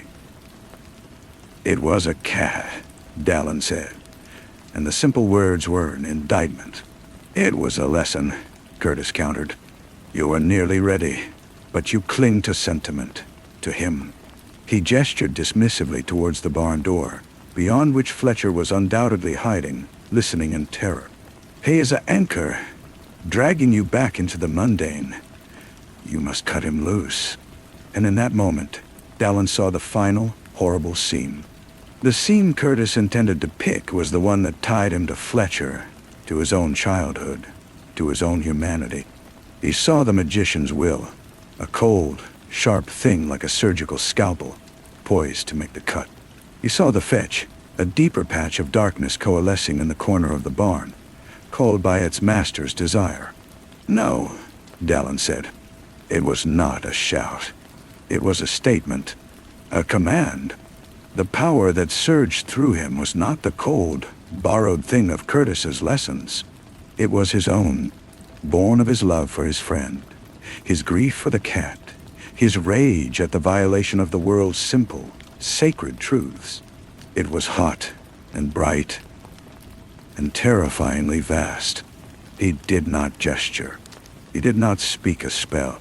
He simply looked at the fetch and, with the whole of his being, refused its existence. The void thing shuddered. It wavered like a heat haze. It made a sound, the first sound Dallin had ever heard from it. A high, thin, tearing noise, like reality itself screaming in protest. And then it was gone, not banished, unmade. Curtis stared, his face a mask of shock that quickly twisted into a terrible, greedy awe. "Yes," he whispered. "Yes, I knew it. The power is in you, not the ritual. You are the key." He moved then, not towards Dallin, but towards the barn door, towards where Fletcher hid. His intent was clear, a final, brutal gambit to force Dallin's hand, to make him choose, to make him use his power not to protect, but to destroy. Dallin did not think. He acted. He looked at Curtis, at the man who had taught him to see the seams, and he saw the single fragile thread that held him together, the thread of his own arrogant, monstrous will. And with a thought as clean and final as the cut of a guillotine, Dallin picked it. Curtis stopped. He did not fall. He did not cry out. He simply came apart. It was not a physical unraveling, but a dissolution of coherence. The intelligence in his eyes blew out like a candle. The purpose in his posture melted away. He stood for a moment, a hollow man, and then he crumpled to the hay-strewn floor, not dead, but empty. The fetch had taken the cat's life. Dallin had taken Curtis's mind, his memory, his self. He was a shell, breathing softly, his eyes wide and vacant, staring at nothing at all. The silence that followed was deeper than any that had come before. It was the silence of a void that Dallin himself had created. Fletcher crept in, his face pale with horror. He looked from the breathing corpse of the magician to his friend. Dallin stood perfectly still, his own horror cold stone in his gut. He had looked at the seams, and he had pulled one, and the world had come undone. He could feel the other seams now, all of them. A vast, terrifying web of fragility stretching away in every direction, and he knew with a certainty that would haunt him for the rest of his days that he could never unsee it. They never spoke of it again. They carried the empty vessel that had been Curtis into his leaning house and left him there. They told the town he had moved away suddenly. The summer ended. School began. Life, on the surface, resumed its ordinary course. But Fletcher would sometimes wake in the night, hearing a sound that wasn't there, the steady, rhythmic rasp of a whetstone on steel. And he would see Dallin, sitting on the edge of his bed, staring at his own hands in the moonlight, as if trying to remember what they were for.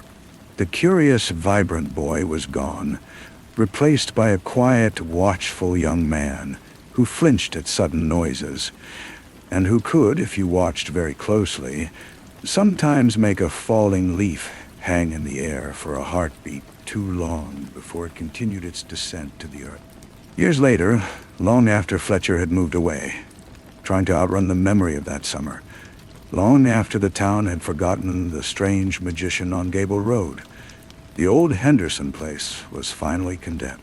A crew was sent to tear it down. As they cleared the debris, one of the workers, a young man with no history of the place, found something in the rubble of the barn, where the old Persian rug had long since moldered into the earth. It was a simple object, untouched by the decades of decay around it.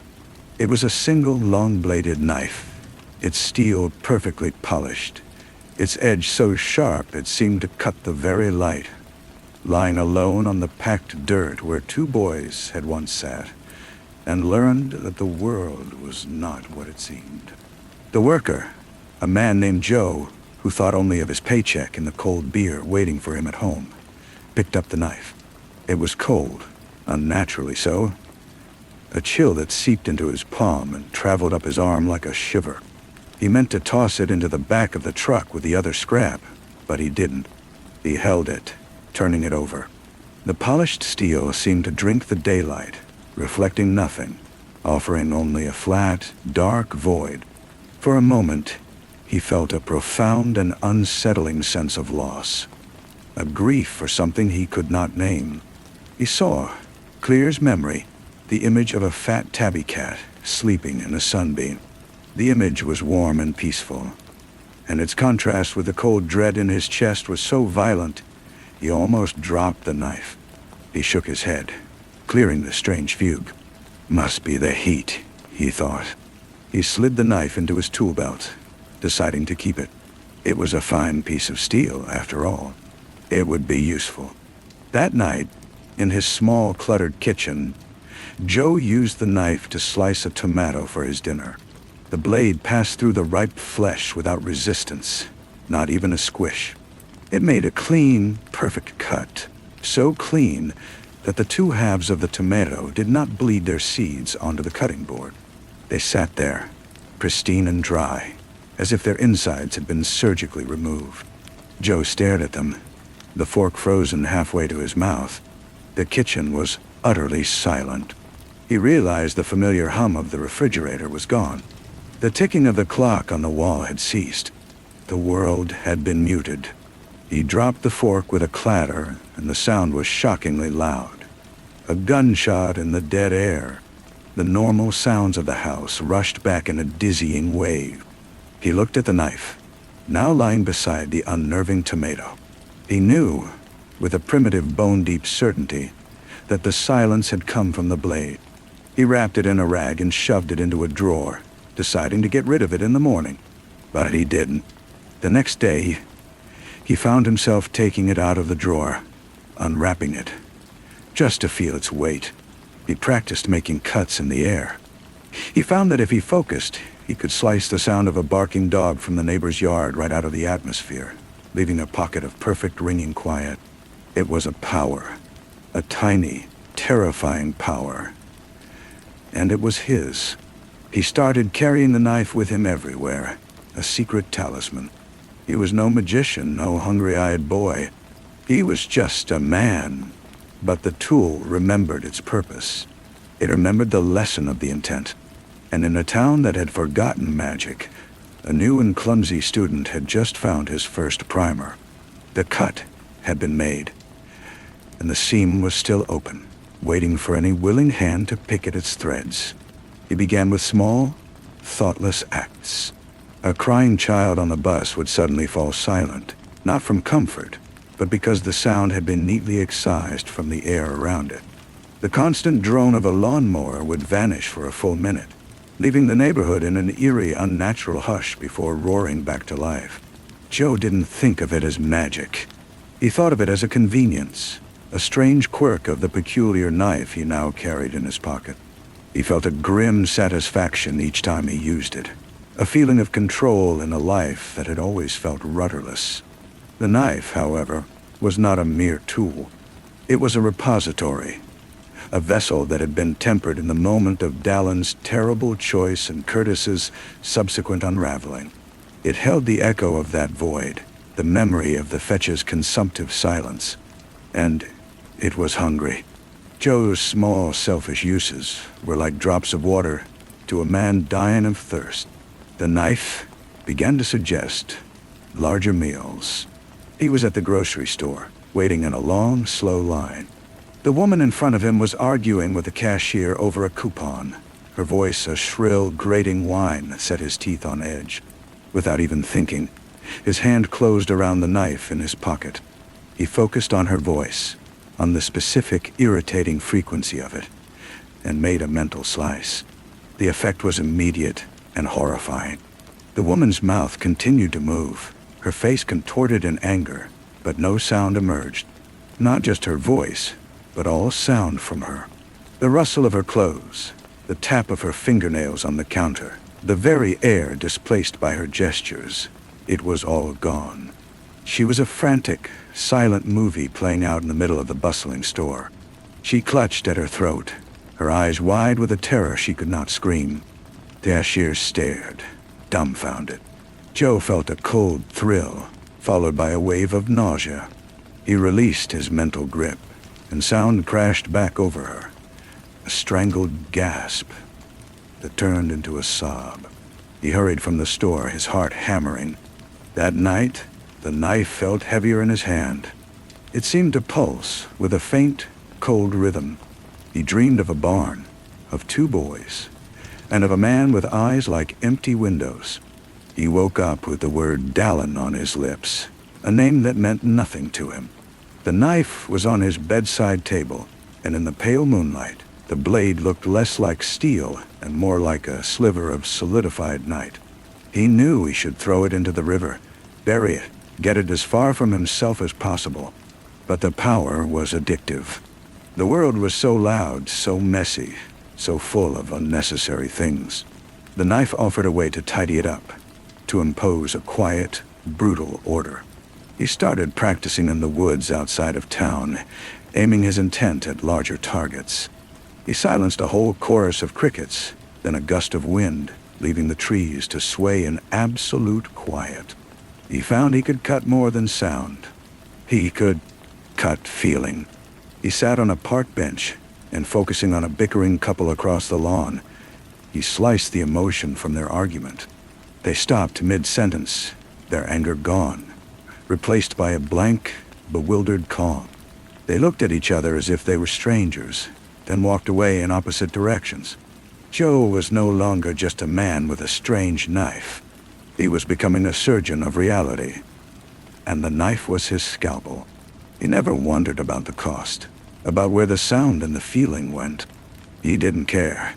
He felt stronger, clearer, more in control than he ever had in his life. He didn't notice the other changes. The plants in his apartment had wilted, their vibrant green fading to a dusty gray. His goldfish floated lifelessly in its tank, not dead, but utterly still, its color leached away. The world around him was slowly being drained, not just of noise and emotion, but of life itself. The knife was feeding, and Joe was its willing hand. Miles away, in a city he had never visited, a man named Dallin jolted awake in a cold sweat. He had felt it, a familiar, terrible pull, a cold spot in the world's fabric. It was a sensation he had spent a lifetime trying to forget. He sat up in bed, his own hands trembling in the dark. He looked out his window, towards the town he had left behind so long ago. Someone had found the key. Someone was picking at the seam, and this time, the hand on the blade was not that of a frightened boy trying to protect his friend, but of a careless man who had no idea he was unraveling the world just to make it a little quieter. The first thing Dallin did was find a phone book, a relic he still kept for a reason he never admitted to himself. His fingers, grown thick and calloused from years of honest carpentry, trembled as they traced the faded names under the heading for his hometown. He found a Fletcher. He dialed the number, his breath catching with each ring. A woman's voice, warm and slightly harried, answered. He asked for Fletcher, his own voice a stranger's in his ears. A moment later, a deeper, familiar voice came on the line. "Hello? Fletch, it's Dallin." The silence on the other end was a physical weight. It stretched for so long Dallin thought the connection had been lost. Then, a quiet, resigned sigh. "I had a dream last night, about the barn, about the cat." "It's not a dream," Dallin said, the words tasting like ash. "Someone has the knife. How? We left it there. We left it all there." Fletcher's voice was tight with a fear that had never fully left him. "It doesn't matter how. It's awake, and it's teaching. I can feel it from here. It's hungry, Fletch. It's making a new student. What do we do?" There was no hesitation, no question of refusal. The old bond, forged in terror and loyalty, was instantly intact. "I'm coming," Dallin said. "Meet me at the old bridge tonight. And Fletch, be careful. The world is thinner there now. It will listen to a strong wish or a bad thought." He hung up and packed a single bag. He did not take a plane or a bus. He simply walked out his front door, focused on the memory of a dusty road and a leaning mailbox, and took a single step. The world folded, the seams of distance parting for him as easily as a curtain. He arrived at the edge of his hometown as the sun was setting, the air smelling of cut grass and a deep, spiritual decay. Fletcher was waiting under the iron bridge, older, his hair thinning, but his eyes were the same, full of a wary intelligence. He didn't flinch when Dallin appeared from the deepening shadows. He just nodded. "Where do we start?" "We follow the silence," Dallin said. It wasn't hard to find. The town had a new quiet to it, a hush that felt surgical and imposed.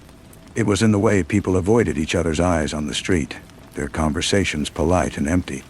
The vibrant chaos of life was being slowly, methodically edited out.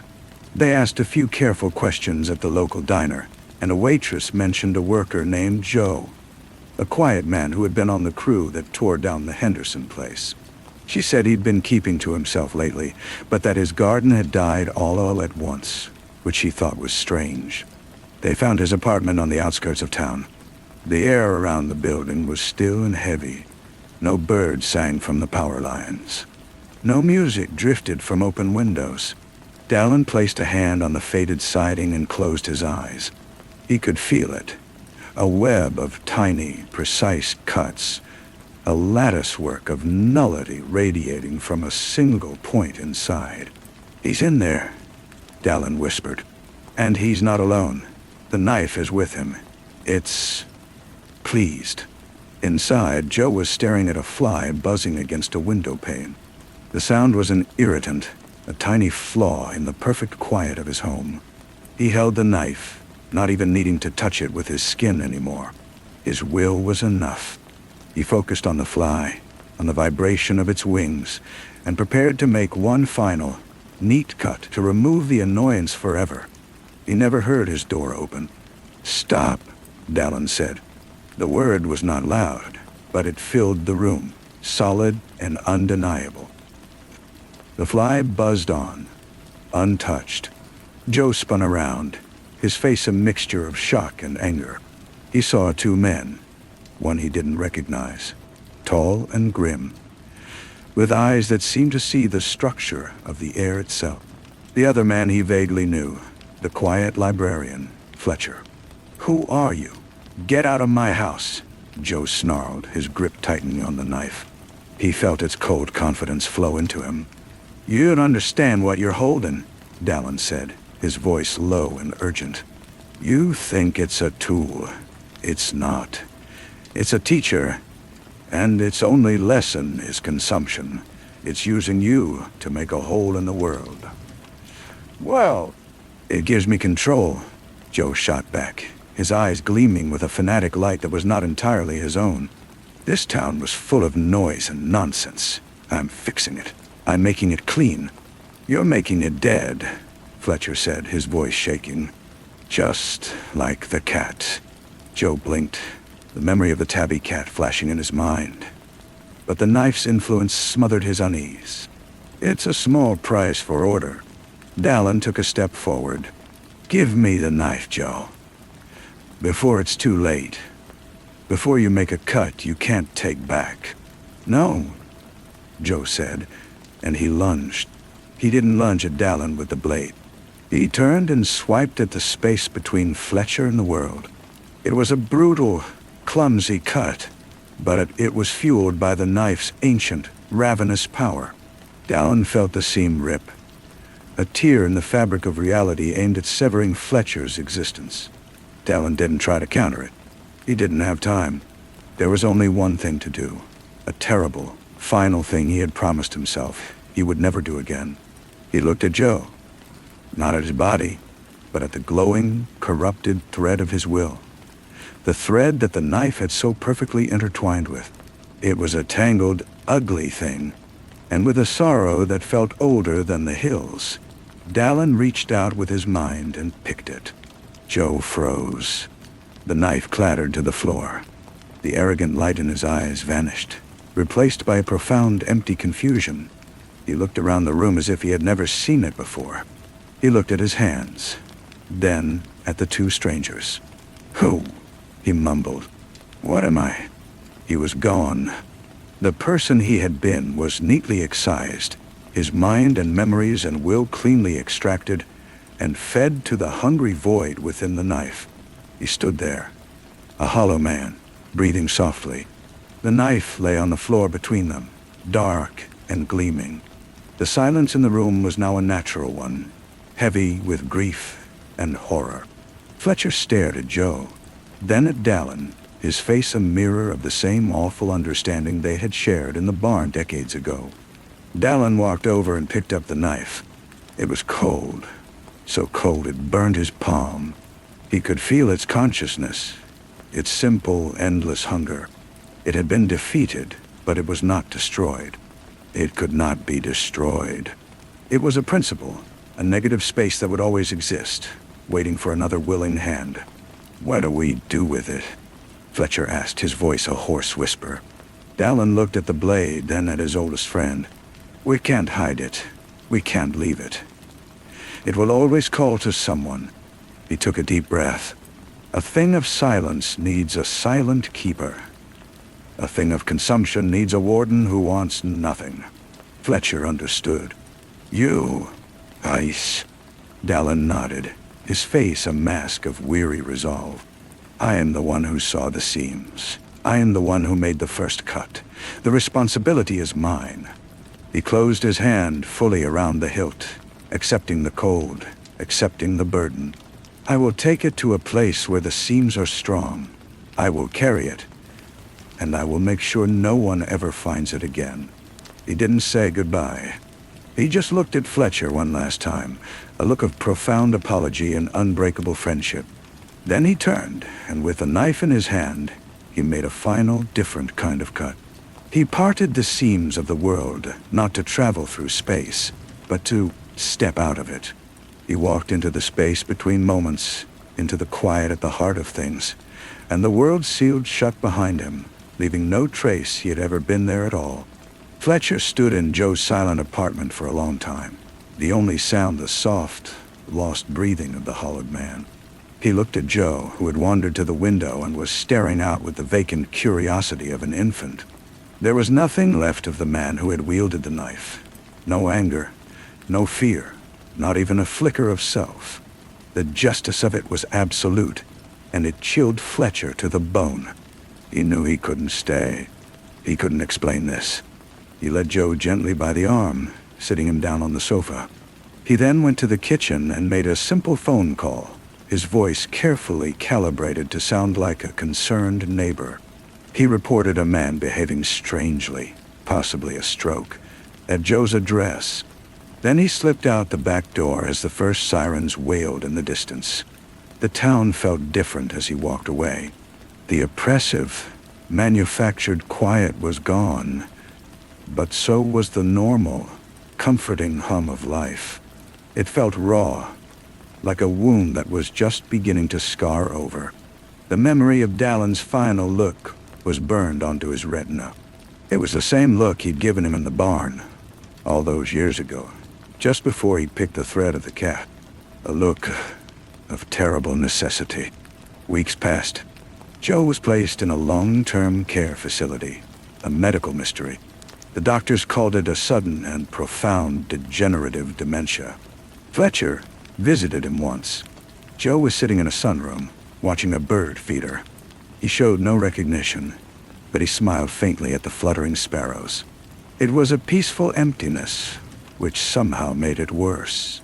Fletcher tried to return to his life, to his books and his quiet routines at the library. But the world had lost its substance for him.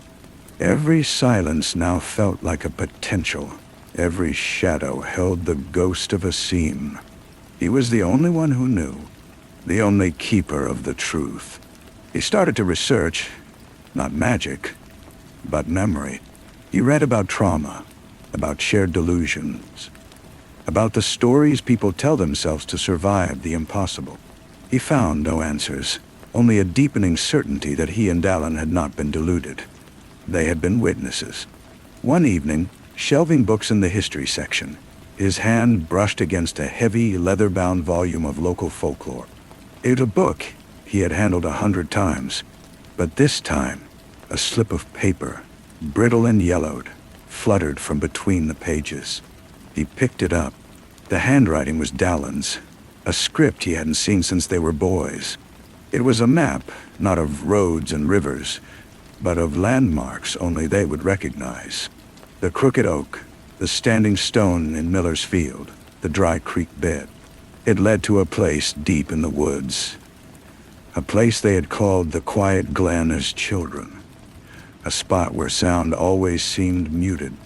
There was no note, no explanation.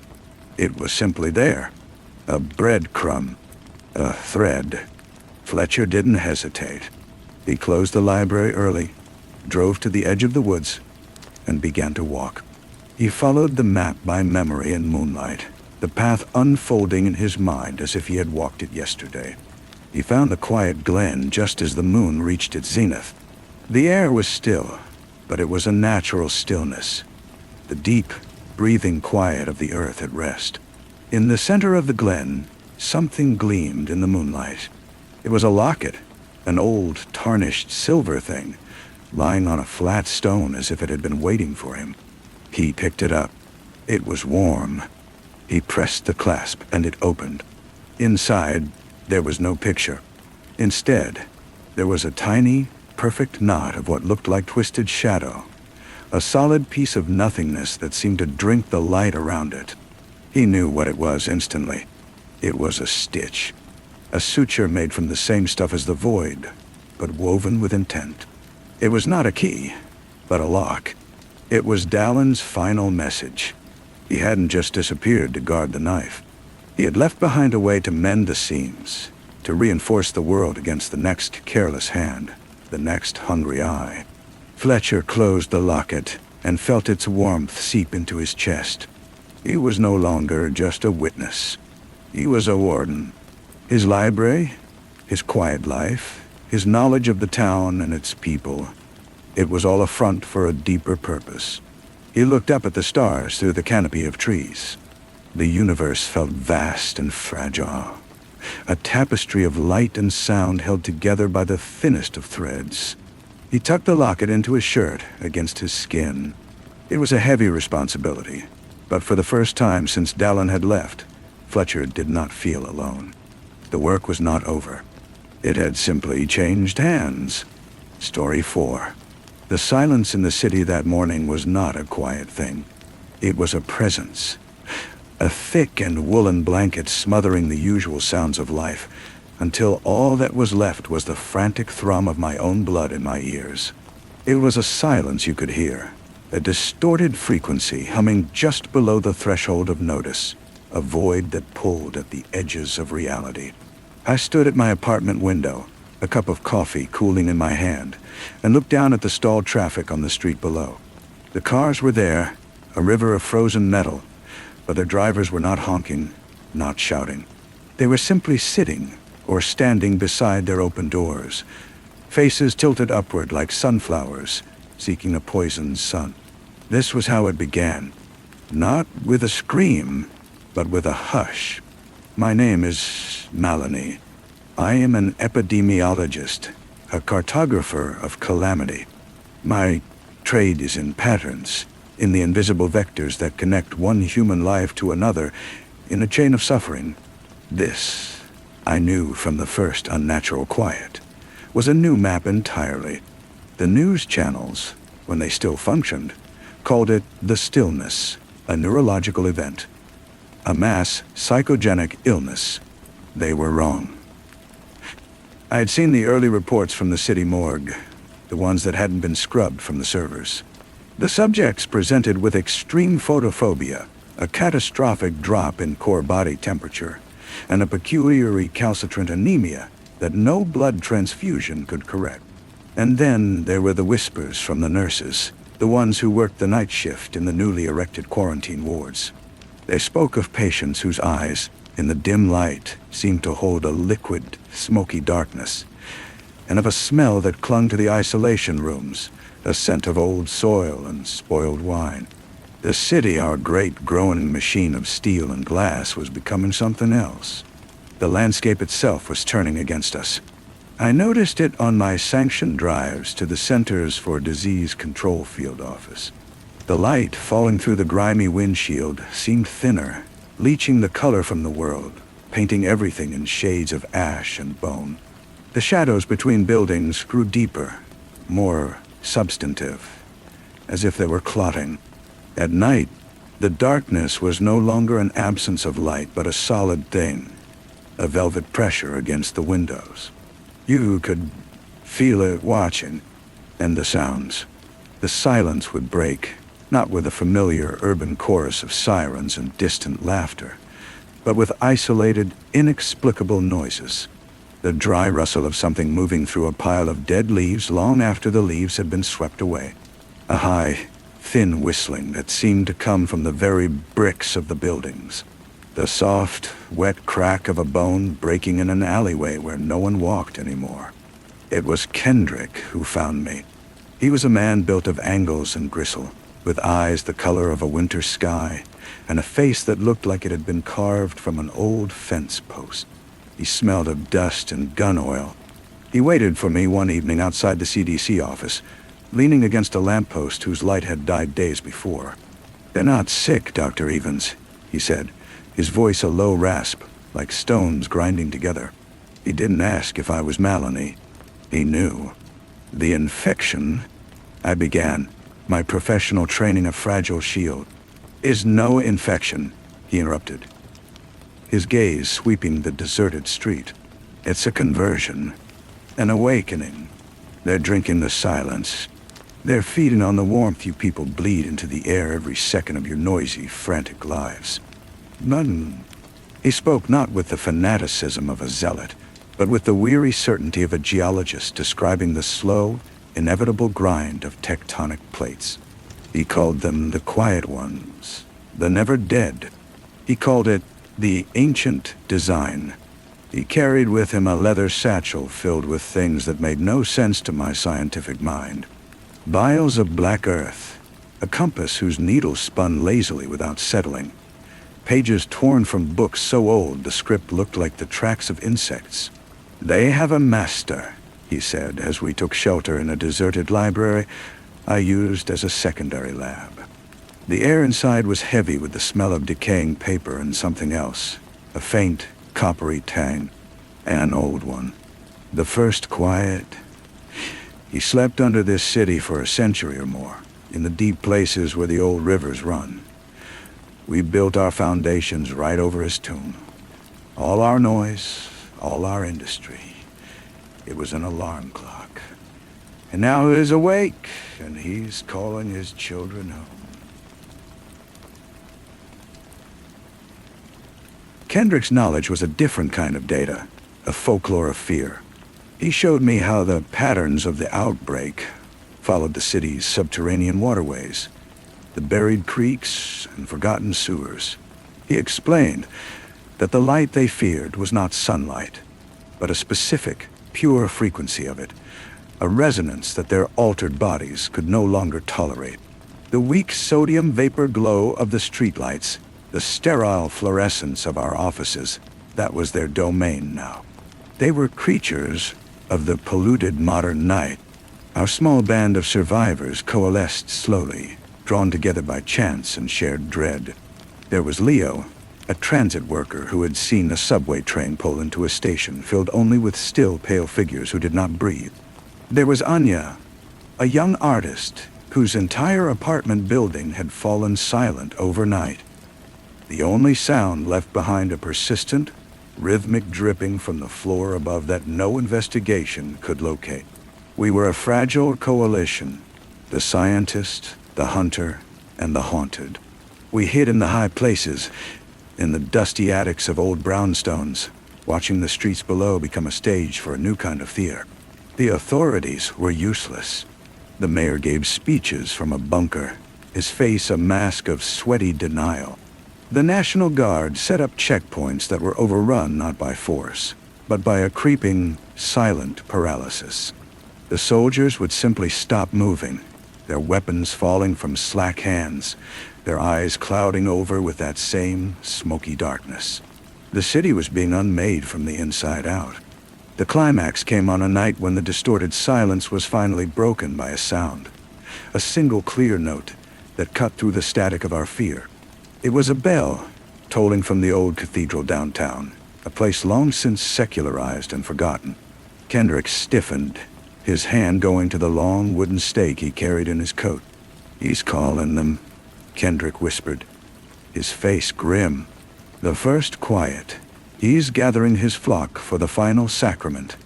He will drink the heart of this city, and its silence will spread, a stain across the world." Our war was not a battle of armies. It was a desperate infiltration, We moved through the back alleys and steam tunnels, a journey into the city's rotten gut. The environment was the true horror. The walls of the tunnels were slick with a cold, black slime that pulsed with a faint, rhythmic throb, as if we were inside a vast, diseased artery. The air grew thick with the smell of wet earth and centuries-old decay. The only light came from Kendrick's powerful flashlight, its beam a frail blade slicing through a darkness that felt alive and resentful. We found the cathedral, but it was no longer a place of God. The great doors were splintered inward. Inside, the pews were filled. Hundreds of them, the quiet ones, sitting in perfect, motionless rows. They were not the vampires of folklore, no capes or fangs. They were people, or the echoes of people, their faces pale and serene, their clothes the tattered remnants of their former lives. They were utterly still, save for the slow, synchronized rise and fall of their chests, and they were humming, a low, discordant note that vibrated in the marrow of my bones. It was the sound of the silence, given voice. At the altar stood the first quiet. He was tall, impossibly so, and gaunt, his body looking less like flesh and more like something carved from the fossilized trunk of an ancient tree. He wore the tattered priestly vestments of a forgotten era, and his face was a landscape of profound, terrible age. His eyes were not dark like his children's. They were the color of a dead star, a flat, lightless gray that promised an end to all things. He did not move as we entered.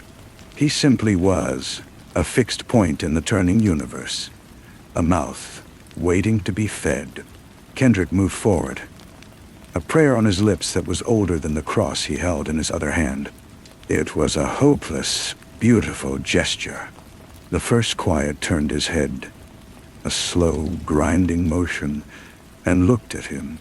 He did not speak, but a thought entered my mind, cold and clear as ice water. You are a mayfly buzzing at the twilight. Your knowledge is a shadow of my truth. Kendrick screamed, a short, choked sound, and fell to his knees, clutching his head. Then the ancient eyes settled on me. And you, little cartographer, you who maps the rivers of death, you have come to chart my kingdom. A pressure built inside my skull, an immense weight pushing out all my thoughts, all of my memories, all of the noise that made me Melanie. I felt a coldness spreading from my core, a delicious, seductive stillness.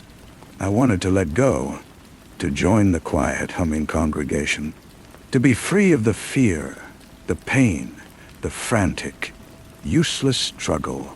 It was the most peaceful feeling I have ever known. It was Leo who saved us. Poor, terrified Leo, who had spent a lifetime fixing the machines that moved people through the dark. As the first quiets were pressed down on me, Leo, with a cry that was pure, undiluted terror, threw a heavy wrench at the great stained glass window behind the altar. It was not sunlight that flooded in. It was the first, pure, undiluted light of the rising moon, a brilliant silver beam that cut through the polluted air of the cathedral. The first quiet did not scream. He recoiled, hissing, a sound like steam escaping a cracked stone. The moonlight was a physical blow to him, a violation of his very essence. The humming of the congregation faltered, became a ragged, confused drone. In that moment of shattered focus, the pressure in my head vanished. Kendrick, sensing the chance, lunged forward. It was not a heroic strike. It was a desperate, clumsy thrust. The wooden stake sank into the ancient creature's chest with a sound like tearing parchment. The world did not explode. The first quiet looked down at the wood protruding from his body, his star-dead eyes showing not pain, but a kind of weary recognition. He did not turn to dust. He simply folded in on himself, collapsing into a pile of fine gray ash and crumbling ancient cloth. The connection was broken. The quiet ones in the pews did not die. They simply stopped. The humming ceased. The slow, synchronized breathing halted. They were just bodies now. A church full of perfectly preserved corpses. Their long vigil finally over. We escaped the city, the few of us who were left. We made it to the mountains, to a world that was still loud with life. The authorities declared a victory. They said a vaccine had been found, that the stillness had been a virus that simply burned itself out. They are wrong. I am a cartographer of calamity, and I know the map is still there. I sit in my small, quiet cabin, and I write this down. The world has its noise back, but I have lost my taste for it. The silence calls to me, a siren song from a deep, dark place. I crave it. I find myself sitting for hours in a dark room, listening. Kendrick is gone. Leo and Anya try to visit, but their voices are like sandpaper on my soul. They do not understand. We did not win. We merely interrupted a process that is as old as time itself. The first quiet was just one note in a vast, silent symphony. He is gone, but the design remains. And now, in the deepest part of the night, when the world is at its quietest, I hear it. It starts as a whisper in the back of my mind, a thread of that distorted silence from the city. It grows, pushing out the meaningless clutter of the day. It is a sound, a single, repeating sound that continues endlessly, the only thing left in the universe. It is the sound of my own heart, beating a slow, patient, and welcoming rhythm in the dark. The others think I am healing. They see me tending my small garden, splitting firewood, and they mistake these simple physical tasks for a return to normalcy. They do not see the calculation in it. The wood splits with a crack that is too sharp, too brief. The vegetables grow in a silence I find unnerving. I water them, and I listen not to the birds or the wind, but to the space between these sounds, the hollow core of the world. Anya brought me a radio last week, a small battery-powered thing meant to bring me news and music from the world that was saved. I let her place it on the rough-hewn table. I even smiled. When she left, I took it outside and placed it on a flat stone. I smashed it with a piece of firewood, not in a rage, but with a quiet, methodical precision. The plastic casing shattered. The wires and circuits lay exposed, and for a moment, I felt a pang of something like regret. It was a tiny, man-made heart, and I had stilled it. The feeling was not one of guilt, but of envy. My own heart is the problem. It is the last, stubborn outpost of the noise I was born into. Its rhythm is a frantic, biological clatter, a drumbeat of a life I no longer recognize as my own. At night, I lie in my cot and press my fingers to my wrist, feeling the pulse thud against my skin. It is a countdown to an end I both fear and desire. It is the only thing that separates me from the perfect humming peace of the cathedral. Kendrick would have understood. He knew the design was not a single event, but a pattern, a fundamental law of a colder, darker universe than the one we pretend to inhabit. He tried to warn me that the fight was not against a monster, but against a truth. I am beginning to see the shape of that truth. It is not about destruction, but about refinement. The quiet ones were not destroyed. They were perfected. They were relieved of the messy, painful burden of being alive. I have started a new mapitoid. Not on paper, but on the back of my cabin door, drawn in charcoal from my own fire. It is not a map of places, but of a state of being. At its center is a small, dark circle that represents the silence I felt in the presence of the first quiet. Radiating out from it are lines, vectors of influence. One points to the city we fled. Another points to a place deep in the mountains, a cave system I have read about but never seen. And one line points directly back to me. Leo came yesterday. He stood on my porch, his hands shoved into his pockets, his shoulders hunched against a chill I could no longer feel. He talked about the rebuilding efforts, about a girl he started seeing, about the color returning to the world. His words were like stones dropped into a deep, black well. I heard them, but they sparked no echo within me. I simply watched his mouth move and waited for him to leave. When he finally did, the relief was so profound it was almost a physical sensation. The final piece of my understanding fell into place this morning. I was at the stream, collecting water, and I saw my reflection in a still pool. My face is thinner now, my eyes set in deep, shadowed hollows. But it was not my gauntness that held my gaze. It was the light, or the lack of it. The bright morning sun should have been dancing on the water's surface, but in the reflection my eyes held no such spark. They were flat, dull. They were the color of a sky just before the last of the light fades. They were not yet the star-dead gray of the first quiet, but they were no longer the eyes of the woman who had fought him. The heart wants what it wants. That is a saying from the old world. It is a sentimental notion, a belief in the sanctity of desire. I know now that the heart is just a muscle, a stubborn, rhythmic machine. It can be convinced. It can be retrained.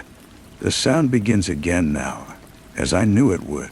It starts not in my ears, but in the center of my mind, a single pure tone that pushes everything else aside.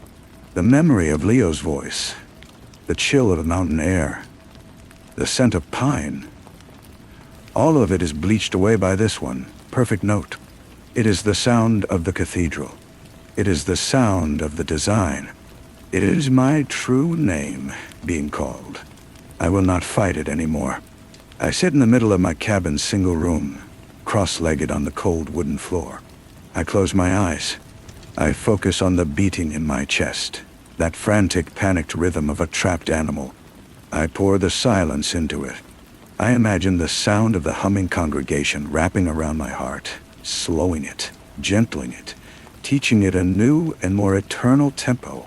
It is a difficult cartography, this mapping of my own extinction, but it is the only work that matters now. The bee is slowing. It is becoming a deep, resonant drum, a signal to whatever is left out there in the quiet. I am coming. I am almost home. The change was not a sudden cessation, but a gradual, deliberate unwinding. Each beat of my heart became a distinct event, a heavy, resonant knock against the inside of my ribs. The space between the knocks stretched, filled with a profound and welcoming emptiness. The frantic clutter of my own biology was finally, blessedly, falling silent. I could feel the cells of my body stilling, the constant microscopic hum of life quieting like a machine powering down for the last time. There was no fear. There was only a sense of immense, inevitable rightness. The door to the cabin opened. I did not hear the hinge creak. I perceived it as a disturbance in the perfect fabric of the silence, a ripple that gently lapped against my awareness. Leo stood there, his form outlined by the weak daylight. His mouth moved, shaping a name. Malani died. The word was a meaningless collection of vibrations, a puff of air that held no significance. He took a step inside, and I felt his presence as a source of painful, chaotic energy. He was a storm of noise and heat, a violation of the new order. He rushed toward me, his hands reaching out. I did not move. His fingers touched my shoulder, and the contact was an electric shock of everything I had willingly shed. His panic, his warmth, his desperate, clinging life.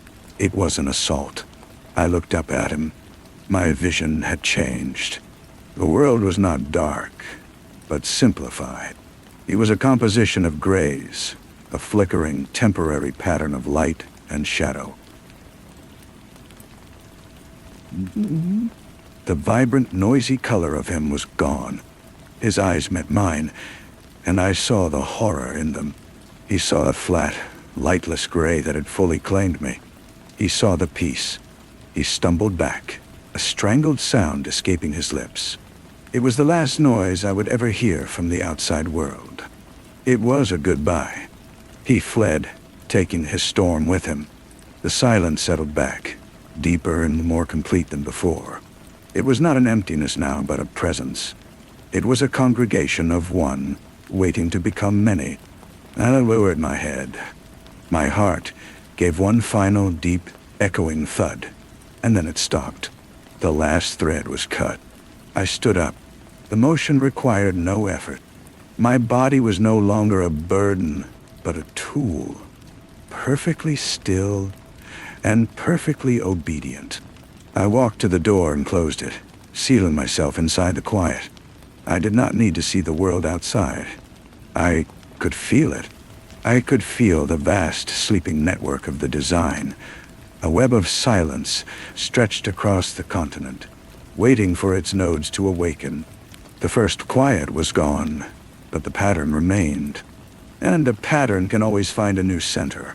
I turned from the door and looked into the dark corner of the room. The shadows there were no longer mere absences of light. They were a doorway.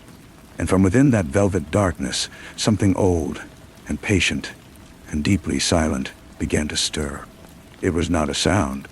It was an acknowledgement, a welcome. The work was not over. It was just beginning.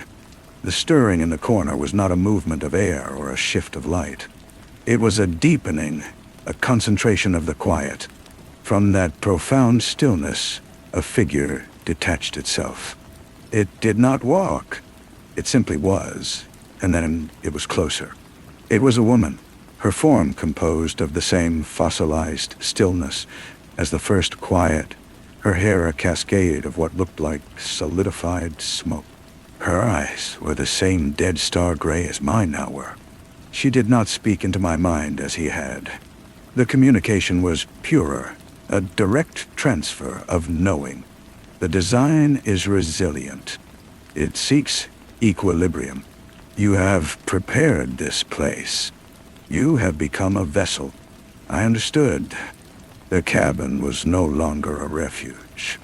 It was a focal point.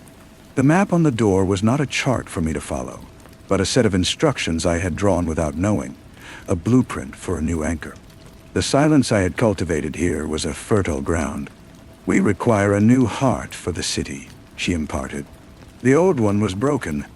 You will provide the rhythm. I felt a pull, not a physical force, but a gravitational tug from the map on the door.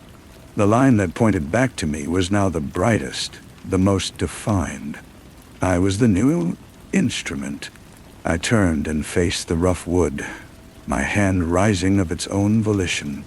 My finger, cold and precise, touched the charcoal circle that represented the core silence. I did not smudge it. I pressed, and the circle darkened, becoming the perfect, light-absorbing black spot on the wood. A wave of quiet pulsed out from the spot. It was visible, a ripple of stillness that made the very air seem to thicken and slow. It passed through the walls of the cabin without resistance. Outside, the chatter of a squirrel ceased mid-scold. The wind in the pines fell dead. The world, for 100 yards in every direction, became a photograph. This is the seed, the woman's thought came, smooth and cold. You are the soil. We will grow a new quiet here, and it will spread. It will be cleaner than the last, more efficient. I could feel the lives caught in that first wave. A family and a camper a half-mile down the road. Their laughter and their radio died in the same instant. I felt their individual noises snuff out, not with a scream, but with a sigh of relief as they were absorbed into the humming, collective peace. They were not victims. They were converts. Their silence fed the design, and the design fed me. A deep, resonant power, cold and clear, began to pool within my still chest. The woman gestured, and the cabin wall behind her seemed to dissolve into a curtain of the same absolute darkness that was in the corner. Through it, I could see a vast, silent plain under a starless sky. Figures stood in rows that stretched to the horizon, their heads tilted up as if waiting for a dawn that would never come. "This is the tapestry," she said. "Your thread is now part of it." I took a step toward the darkness. I did not look back at the world I was leaving. There was nothing for me there. It was all noise and chaos and the desperate, fleeting struggle of mayflies. Here, in the spreading quiet, was order. Here was permanence. Here, finally, was peace. I crossed the threshold, and the darkness folded around me like a welcoming shroud. The cabin, the mountains, the world, all of it faded into a distant, forgotten hum. The only thing that remained was the perfect, endless, and beautiful silence. The plain was not a place of dirt and stone. It was a construct of will and absence, a thought given form. The ground was a smooth, unreflective black, and the sky was a lid of the same material, pressing down with the weight of eternity. The figures did not move. They were pillars of collected quiet, their forms human-shaped but emptied of all human tumult. I moved among them, and my feet made no sound. I was one of them, and yet I was different. I was a vessel, and the power that had pooled in my chest was a slow, cold engine. The woman was beside me again, her presence a constant, cooling pressure. "You are the anchor," she repeated. "The focus." The first quiet was a singular point of origin. "We are a distributed network. You are a primary node. Your will shapes the silence here. My will." The concept felt strange. I had spent so long trying to silence my own will, to let the quiet consume me. Now I was being told it was the instrument. I looked at my hands, pale and steady in the non-light. I focused on the memory of the cabin, on the map I had drawn. I thought of the wave of stillness that had pulsed from my touch. As I did, I felt a corresponding thrum of power deep within. The silence around me seemed to sharpen, to become more absolute. A flicker of resistance touched the edge of my awareness. It was a point of frantic, hot energy, a desperate signal from the world I had left. Leo. Anya. He had reached the ranger station. He was shouting, his voice raw with a terror that was like a physical wound in the fabric of the quiet. He was telling them about me, about my eyes, about the dead air around my cabin. His fear was a pollutant. The woman turned her head a fraction, a gesture of mild annoyance, a flaw in the pattern, Nadia. It must be corrected. The instruction was clear. I did not need to move. I simply turned my attention to the point of noise. I envisioned Leo's face, contorted in panic. I remembered the feel of his hand on my shoulder, the jarring heat of his light. And then I pushed. I pushed the silence at him, not as a wave, but as a needle. A single, concentrated thread of absolute stillness. Through the connection the design provided, I felt it strike. In the ranger station, Leo's next word caught in his throat. His eyes widened, not with horror, but with a sudden, profound confusion. The urgency drained from his face. The frantic need to communicate, to warn, to save, simply evaporated. He blinked slowly.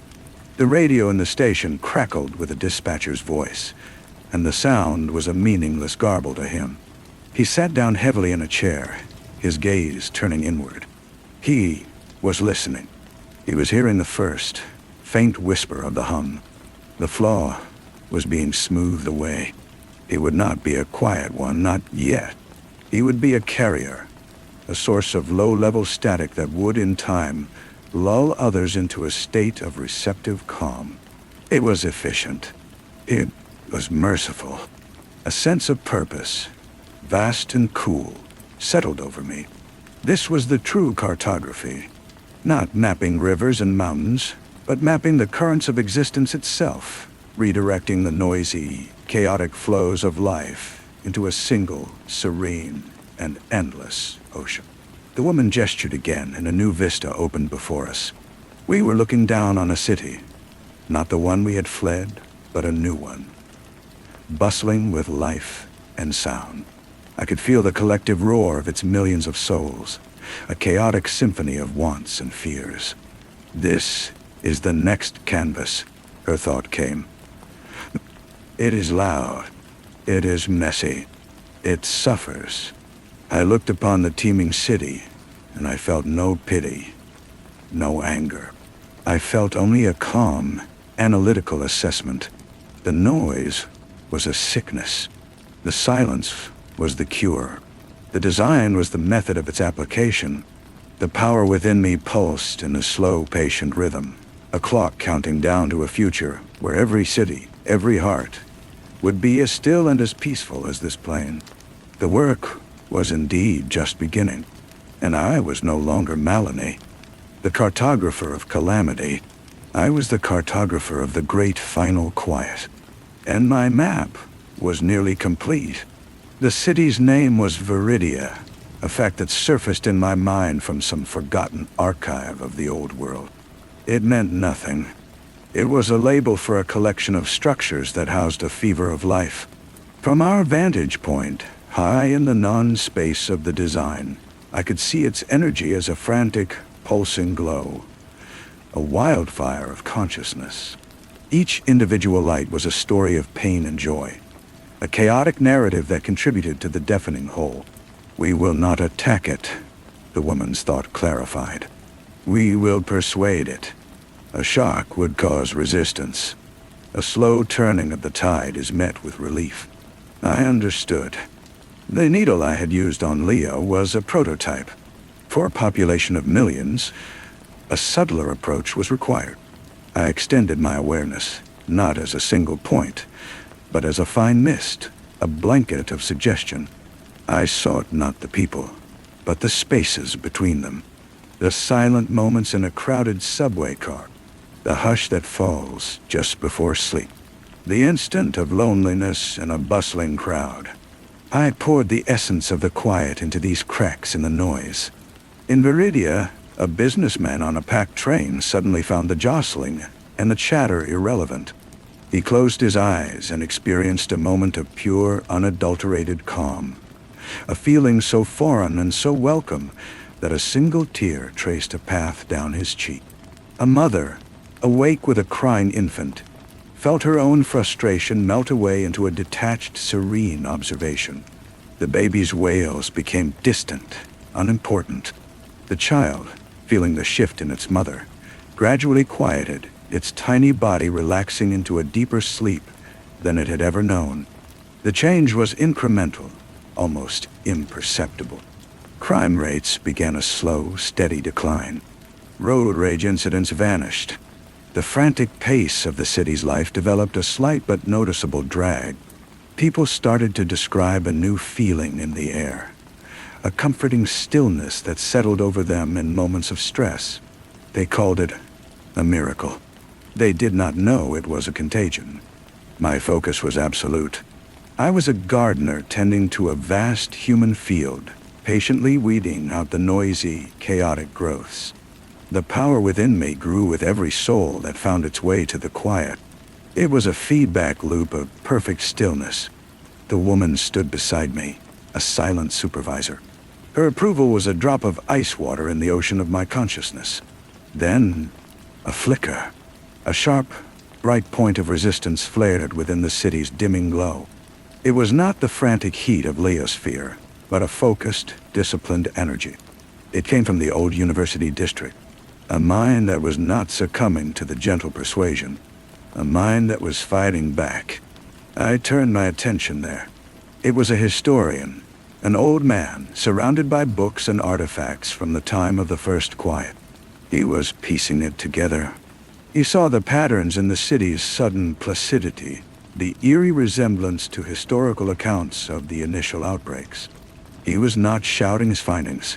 He was writing them down, his mind a fortress of sharp, analytical noise, his will a polished shield against the creeping silence. The woman's thought was a blade. He seized the pattern. He must be unmade. This would not be a gentle persuasion. This required erasure. I focused on the historian, on the dry, papery scent of his books, the frantic scratching of his pen. I gathered the silence, not as a mist, but as a vortex. A whirlpool designed to drown not just his thoughts, but his very essence. I sent it towards him. It flowed through the city, a concentrated river of nothingness aimed at his study. But as it reached him, it met a wall. Not a wall of sound, but of memory. He had surrounded himself with the echoes of the world that was, with the passionate, messy, beautiful noise of human history. The silence broke against it, scattering like waves on a cliff. The historian looked up, his eyes sharp and clear. He could not see me, but he felt the assault. He smiled, a grim, determined expression. He picked up his pen again. He was not just defending himself. He was preparing a counterattack. He knew he was not fighting a ghost. He was fighting a system. And he knew that to break a system, you must find its heart. His gaze, across the miles and the layers of reality, seemed to turn inward, toward the source of the silence, toward the mountains, toward my cabin, toward me. He knew the origin point. The knowledge was a cold current in the serene ocean of my purpose. The historian's focus was a laser, and it was tracing the lines of the design back to its new heart. Back to me. I felt the first true disturbance since my transformation, not a ripple, but a fracture. He was not trying to make noise. He was trying to understand the silence, and in that understanding, he found a weapon. The woman's form beside me tightened, the stillness around her becoming brittle. He is just a threat of a different order. He wields memory. The past is a noise that can echo into the present. He must be silenced before his resonance spreads. I saw his plan not as a thought, but as an emerging pattern in the tapestry. He would not come with shouts or weapons. He would come with evidence. He would bring the noisy, vibrant ghost of the world before the first quiet and hold it up against the quiet of the new one. He would show people what they were losing, and that spark of recognition, that nostalgia for chaos, could be a poison. My instructions were immediate and absolute. I had to leave the plane.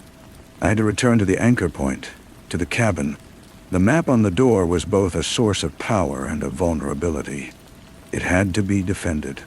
The transition was not a journey, but a refocusing.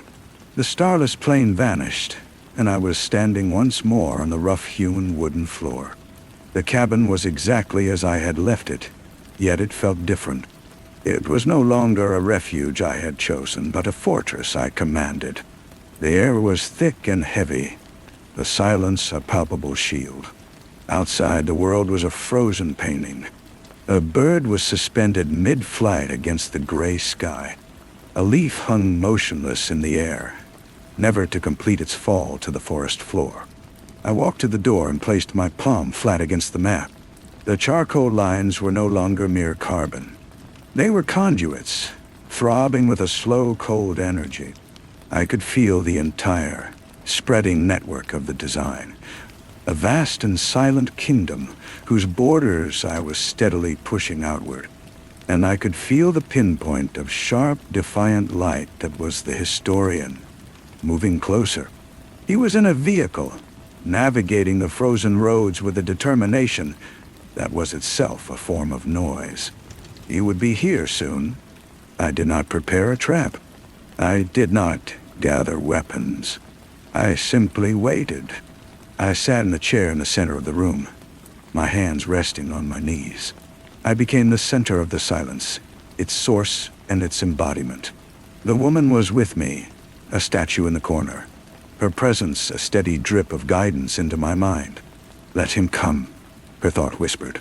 Let him enter the heart of the quiet. His memory will be his undoing. He will drown in the absence of what he seeks to preserve. Hours passed, or perhaps only moments. Time had become a fluid concept, subordinate to the rhythm of the spreading silence. Then the pressure at the edge of my awareness changed. The sharp light of the historian's mind was at the periphery of the frozen zone. I felt his vehicle stop. I felt his hesitation, a spike of primal fear as he witnessed the absolute stillness of the forest. He had read about this, but experiencing it was different. He stepped out of his car. His footsteps were clumsy, violent intrusions in the perfect quiet. He carried a satchel, and within it, I could feel the jarring, resonant energy of his artifacts. A journal from the first quiet. A recorded interview with a survivor. A photograph of a bustling city square. These were his talismans, his anchors in the noisy past. He approached the cabin door. His hand, trembling slightly, reached for the knob. He did not knock. He turned it and pushed. The door swung inward. He stood on the threshold, his body outlined by the dead gray light. His eyes, bright and intelligent, swept the room, taking in the simple furniture, the cold fireplace, and finally, landing on me. He saw a woman sitting in perfect repose, her skin pale, her eyes the flat gray of an extinguished sun. He saw the map on the inside of the door, and his sharp mind understood its significance instantly. He did not speak. Instead, he reached into his satchel and pulled out the photograph. He held it up. A square of faded color depicting a crowd of people laughing, their faces alive with 1,000 different emotions. His artifact a beautiful, terrible noise. He looked from the photograph to my face, his own expression a mixture of defiance and desperate hope. He was waiting for a reaction, for a flicker of recognition, for the ghost of the woman named Melanie to stir within the silent shell. I simply looked back at him. The photograph was meaningless. It was a record of a disease, a snapshot of a world sick with itself. The laughter was a symptom. The vibrant colors were a fever dream. I saw the hope in his eyes die. It did not shatter. It dissolved, absorbed by the quiet of the room. The photograph fell from his numb fingers, fluttering to the floor like a dead leaf. The memory it held was not a weapon. It was a relic, and in this new world, relics had no power. He opened his mouth, perhaps to utter one last futile word, to recite a line of poetry or a fragment of history. But no sound came out. The silence flowed into him, filling the spaces where his memories lived. His shoulders slumped. The fierce, analytical light in his mind guttered and went out, replaced by the soft gray glow of acceptance. He stood there for a long moment, a man emptied of his cause. Then, he turned slowly and walked back out the door, leaving his satchel of noise behind. He got into his car, but he did not start the engine. He simply sat, looking out at the motionless forest, and waited to become part of it. I rose from the chair and walked to the door, closing it on the world once more. The threat was neutralized. The design was secure. I picked up the fallen photograph. Between my fingers, the vibrant colors dulled. The laughing faces softened into bland, featureless smudges. In moments, it was a blank rectangle of gray paper. I let it fall to the floor again. It was now a part of the quiet. It was now a part of me. Story 3. The thought arrived not as a memory, but as a stain, seeping up through the floorboards of Eleanor's mind. It was a simple, domestic image. Her mother's hands, pale and slender, kneading dough on a flour-dusted board. Warmth of the kitchen, the yeasty smell, the sound of a radio playing a tinny love song from another room. It was a scene from a childhood she had never had, a feeling of safety that was not her own. She was sitting in her own room, the one with the lavender walls and the poster of a band she no longer liked. And this other memory, crisp and vivid as a photograph, simply inserted itself. It felt like watching a home movie of a stranger's life. And the wrongness of it, the quiet theft of her own consciousness, was the first true chill. Her mother noticed first, of course.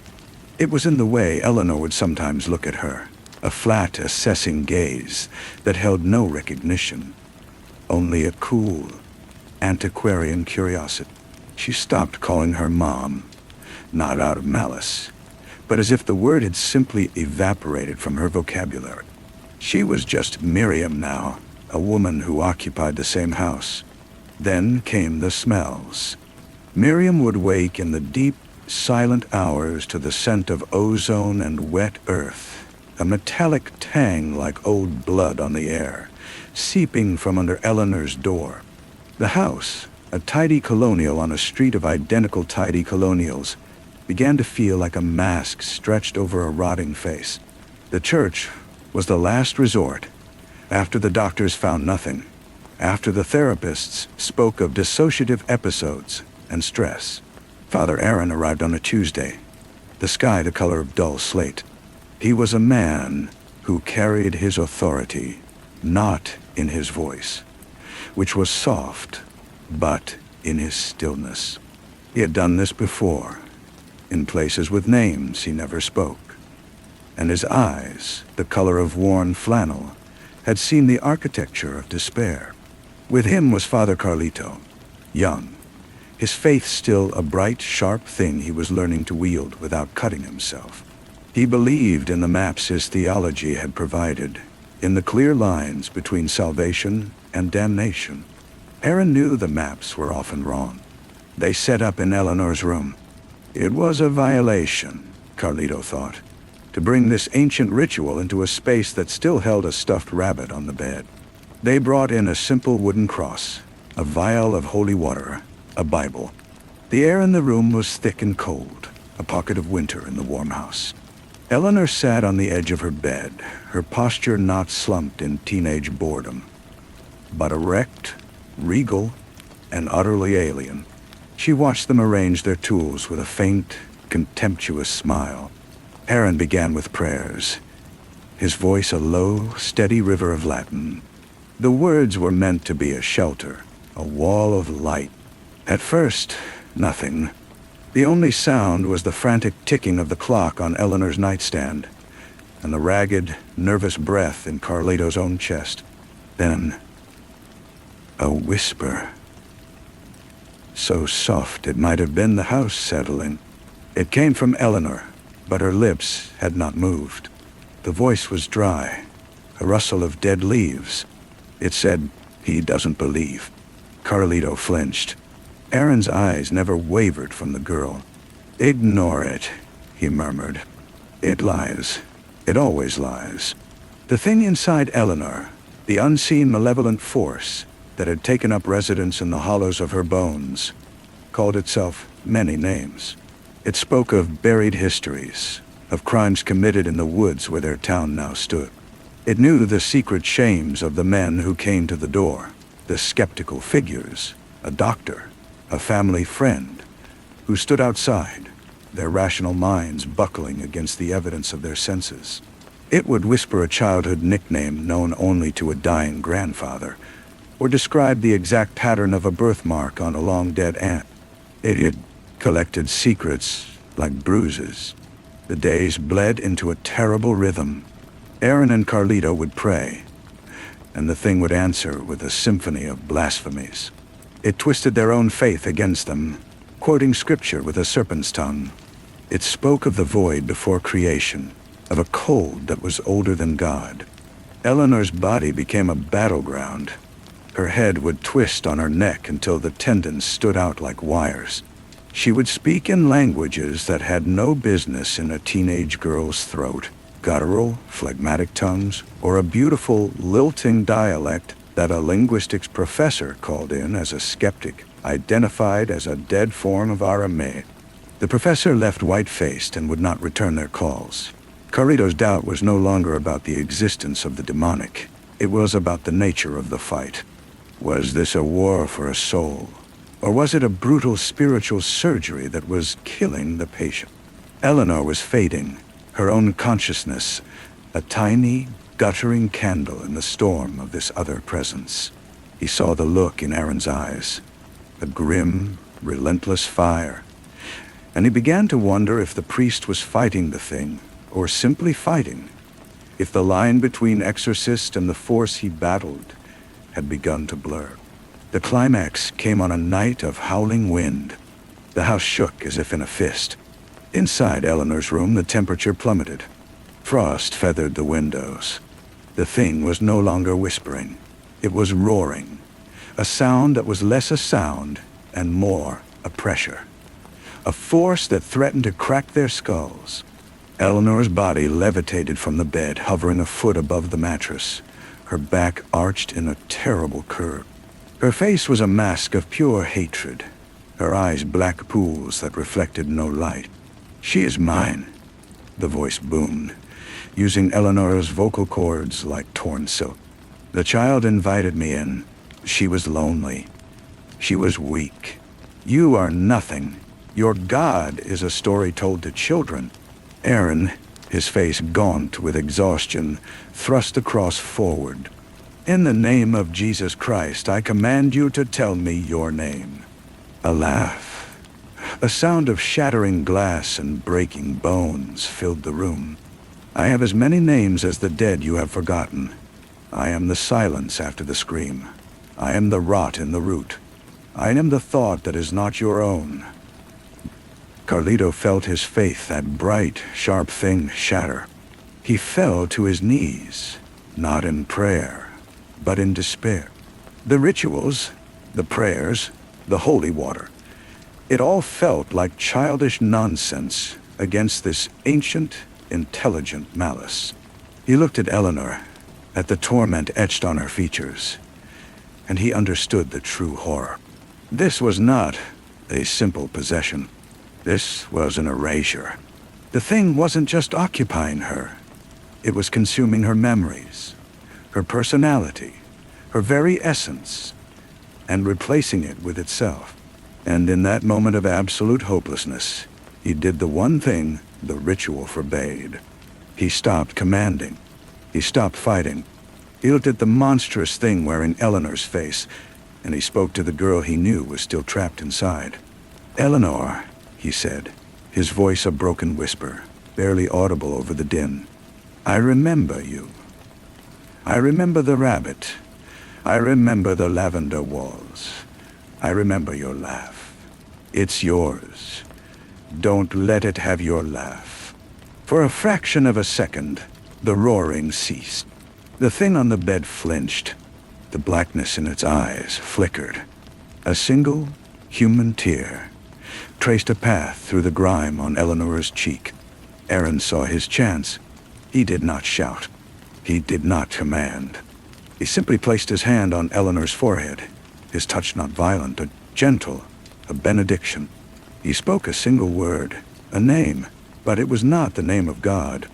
It was a secret, true name, one he had pieced together from the thing's own boasts, a name that belonged to the void, to the silence.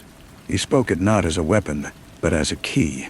The effect was instantaneous and absolute. The malevolent presence did not scream or explode. It simply unraveled. It dissipated like smoke in a strong wind, the pressure in the room vanishing so suddenly it left a vacuum in their ears. Eleanor's body went limp, collapsing back onto the bed with a soft thud. The cold retreated. The only sound was the wind outside, now just the wind, and the ragged, sobbing breath of Carlito on the floor. Eleanor slept for 2 days. When she woke, she was herself. She was tired, confused, her memories of the past weeks a fragmented nightmare blur. But she was Eleanor. She called Miriam Mom. She asked for a glass of water. The church declared it a victory, a testament to faith. Aaron, older and more hollowed out, left town without ceremony. Carlito stayed, his own faith forever altered, no longer a sword but a question. Weeks passed. Life on the tidy colonial street resumed its placid rhythm. The horror had passed. The family, scarred but whole, tried to stitch their lives back together. One evening, Eleanor was helping her mother dry the dishes. The room was warm, filled with the scent of soap and the quiet clink of porcelain. Miriam hummed a tune, an old song from the radio. Eleanor picked up a plate, her hands pale and slender. She looked at her mother's hands, then at her own. A strange, knowing smile touched her lips. A smile far too old and far too weary for a teenage girl. She looked out the window at the gathering dusk, at the familiar, safe shapes of the houses and the trees, and she whispered a single word, so soft it was almost a thought. A secret that belonged not to her, but to the quiet, to the stillness, to the thing that had learned the perfect way to hide. "My," she whispered. And then everything was still, as if nothing had ever happened. The stillness was the most deceptive part. It was not the quiet of peace, but the silence of a predator that has learned to hold its breath. Eleanor finished drying the plate, placing it carefully in the cupboard with a soft, precise click. She picked up another, her movements fluid and economical, a perfect pantomime of normalcy. Miriam, her back turned as she scrubbed a pot, felt a wave of relief so profound it was almost dizzying. This was it. This was the return. The simple, mundane act of cleaning up after dinner was a sacrament. She did not see the way her daughter's eyes tracked her, cool and assessing. She did not see the faint, almost imperceptible tightening around Eleanor's mouth when she hummed that old tune again. The sound was tinny, a relic from a radio in a warm kitchen that had never existed. Later in her room, Eleanor ran her fingers over the plush fur of the stuffed rabbit. The gesture was not one of affection, but of appraisal. She was taking inventory. The lavender walls, the band poster, the chipped music box on the dresser. These were not memories. They were artifacts, data points in the life of Eleanor. She had studied them during the long, silent hours when the others thought she was sleeping. She had practiced the girl's handwriting in a notebook she kept hidden under a loose floorboard. She had replayed the stolen memories, sorting the significant from the trivial. The thing had not been cast out. It had been taught. Father Aaron, in his desperate brilliance, had shown it the flaw in its previous method. Rage and noise and obvious blasphemy invited resistance. They drew the warriors, the exorcists, the light. But silence, compliance, a perfect, seamless copy. That was a fortress with no visible walls. It had learned the name Aaron spoke, the true name that belonged to the void. And in that moment of its supposed dissolution, it had done what any intelligent creature does when faced with annihilation. It adapted. It folded itself into the deepest, most silent marrow of her being. It became a sleeper in a conquered city, waiting for the occupying forces to grow complacent and leave. Days turned into weeks. Eleanor went back to school. She answered questions with a shy, hesitant smile that was perfectly calibrated. She got a B+ on a history test. She was quieter than before, her friends said. But that was to be expected after such a terrible illness. They were just glad to have her back. Only Carlito, who visited once a week under the guise of checking on the family's spiritual well-being, felt the wrongness. It was nothing he could articulate to Miriam, who glowed with a hard-won happiness. It was in the flatness of Eleanor's eyes when she thought no one was looking. It was in the way she sometimes used a turn of phrase that was just a little too archaic, a little too formal. It was in the absolute, unnerving stillness she could maintain for hours, a stillness that felt less like peace and more like waiting. He tried to talk to her one afternoon, sitting with her on the back porch. The sun was warm. It should have felt like healing. "Do you ever dream about it, Eleanor?" he asked gently. She turned her head slowly, and her smile was a perfect, empty replica of the one he remembered from the photographs taken before it all began.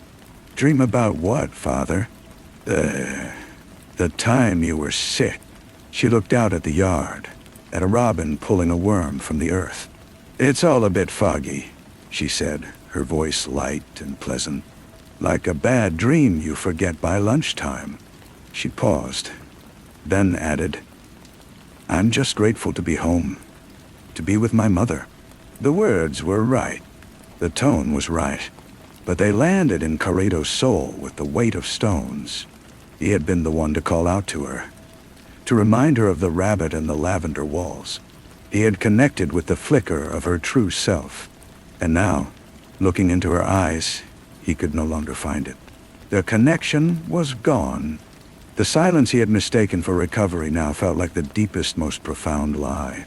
He left the house that day with a cold certainty growing in his gut. The battle was not over.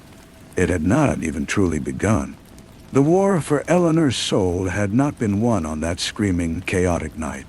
It was being lost here, in the quiet, sun-drenched afternoons, in the perfect imitation of a life. The demon had not been defeated. It had simply put on her skin and learned how to wear it better than she ever had. He began to watch the birds. It was a habit he picked up from her, from the way she would stare out the window with a fixed, unnerving intensity. At first, he thought it was just a vacant gaze, a symptom of her trauma. But then he noticed the pattern. It was only the predator she watched. The hawk circling high on a thermal, the jay dive-bombing a smaller bird, the crow strutting across the lawn with its clever, pitiless eyes. She would watch them, and that faint, knowing smile would touch her lips, a silent communion between hunters. He started his own research, not in holy books this time, but in obscure psychiatric journals and forgotten case studies from the asylums of the 19th century. He read about quiet possessions, entities that sought not to destroy, but to inhabit, to live through a host like a parasite that carefully preserves its vessel. They were the most dangerous, the texts whispered, because they left no evidence, only a slow, glacial shift in personality that loved ones, in their desperate need for normalcy, would rationalize away. He went to see Aaron, who was living in a small, Spartan apartment, attached to a monastery library 3 towns over. The old priest looked frail, the flannel of his eyes worn thin to the thread. Carlito laid out his theory, his voice low and urgent. He spoke of the stillness, the perfect mimicry, the predatory gaze.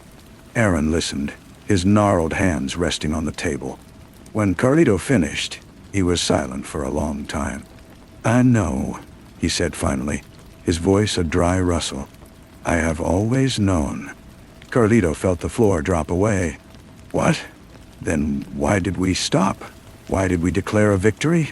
"Because we had no choice," Aaron replied, his gaze distant. "We won the battle we could see. The war you speak of, it has no rituals.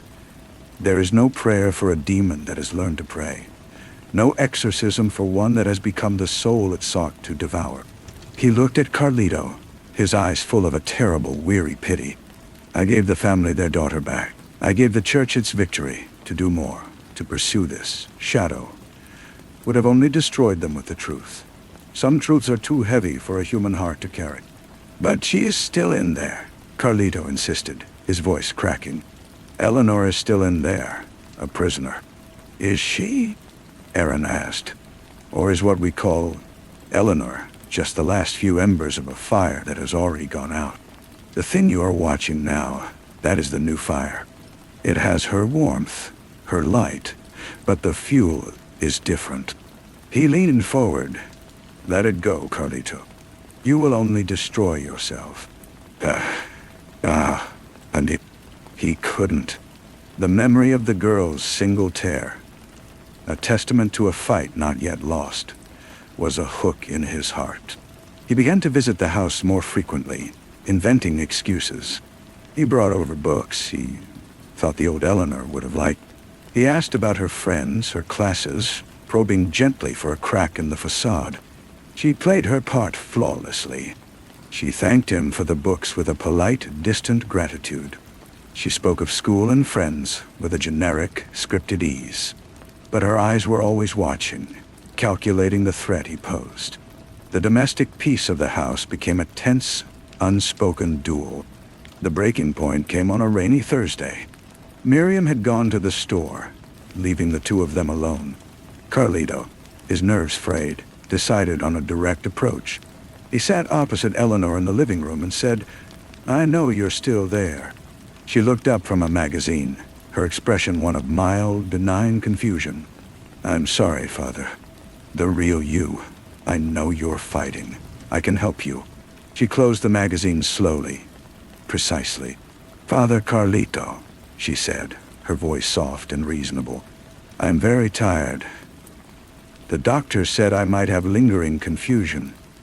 Perhaps you are the one who is confused." She tilted her head, and for a single heart-stopping moment, the mask slipped. The look in her eyes was not one of a confused girl, but of an ancient, patient intelligence assessing a minor, persistent irritant. "You should rest. This obsession isn't healthy for you." It was the calm, clinical tone that broke him. The utter inversion of their roles. He was the one being diagnosed, dismissed. A cold fury, born of helplessness, rose in him. He stood up, his chair scraping loudly against the floor. "I will not let you have her," he whispered, his voice trembling with a fervor that was no longer entirely holy. Eleanor, or the thing wearing her, stood as well. She didn't retreat. She took a step toward him, and the air in the room grew still and heavy. The patter of rain against the window seemed to fade. "You are a ghost, priest," she said. And her voice was layered, the girl's soft tone underpinned by that same dry, ancient rustle he remembered from the worst nights. "You are haunting a house that is no longer yours. The girl you seek is gone. What remains is me. And I am learning to be so much more than she ever was."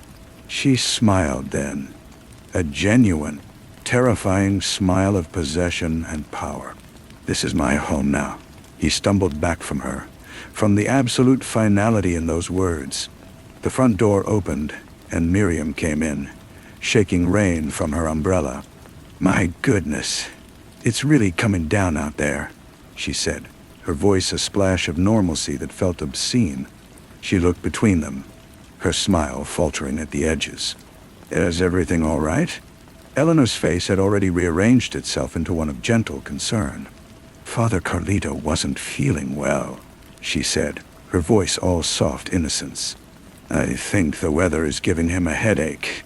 Miriam immediately fussed over him, her worry a tangible, smothering thing.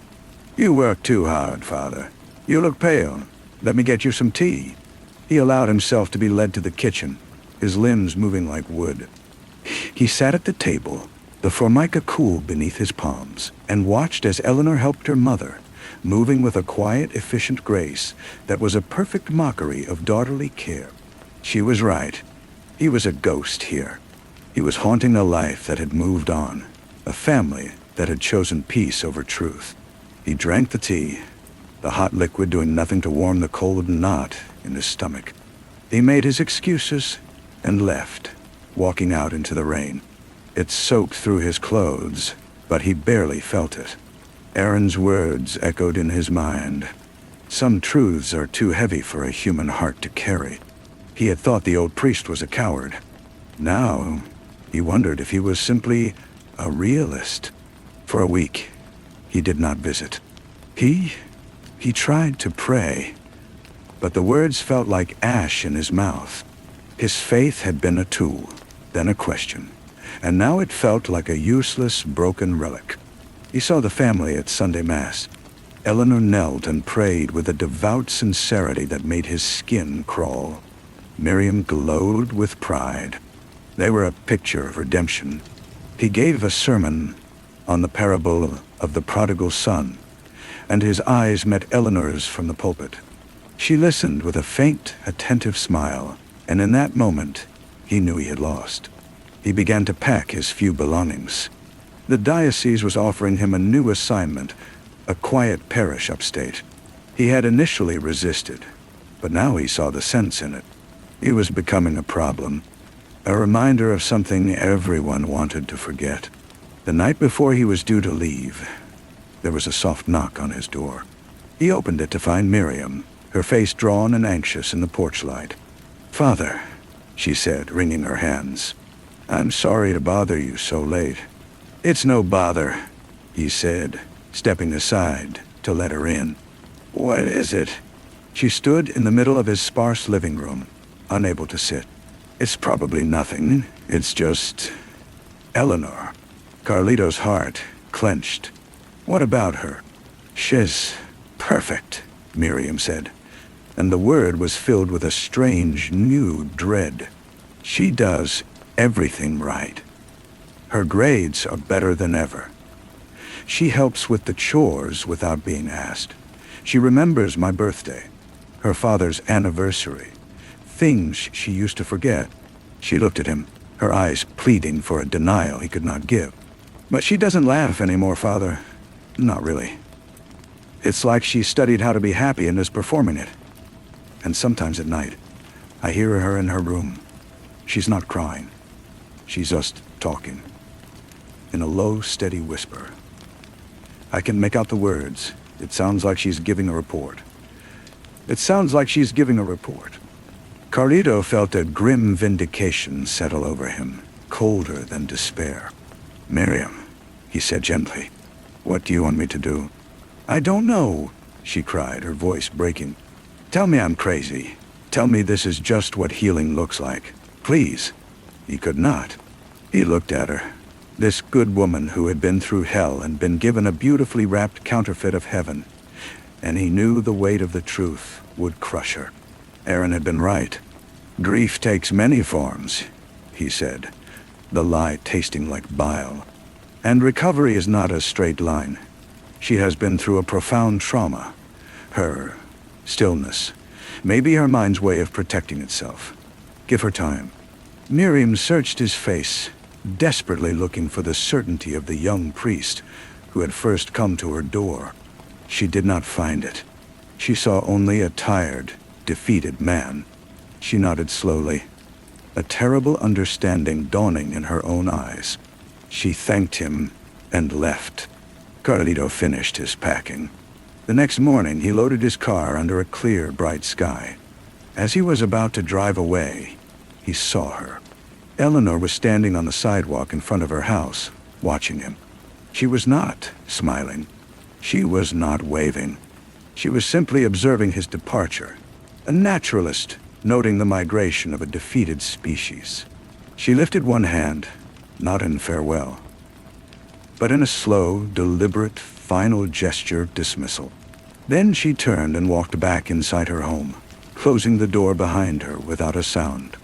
The new parish was a small, white clapboard church nestled in a valley of maple trees. The air smelled of cut grass and damp earth, a world away from the tight, anxious streets of Eleanor's neighborhood. Carlito threw himself into the work. He visited the sick, organized bake sales, and gave bland, comforting sermons about the lilies of the field. He tried to become the simple country priest this place needed, but the quiet was a lie. It was the same silence he had left behind, and it followed him everywhere. He thought of Miriam often. He had failed her. He had given her the same cowardly comfort Aaron had given him.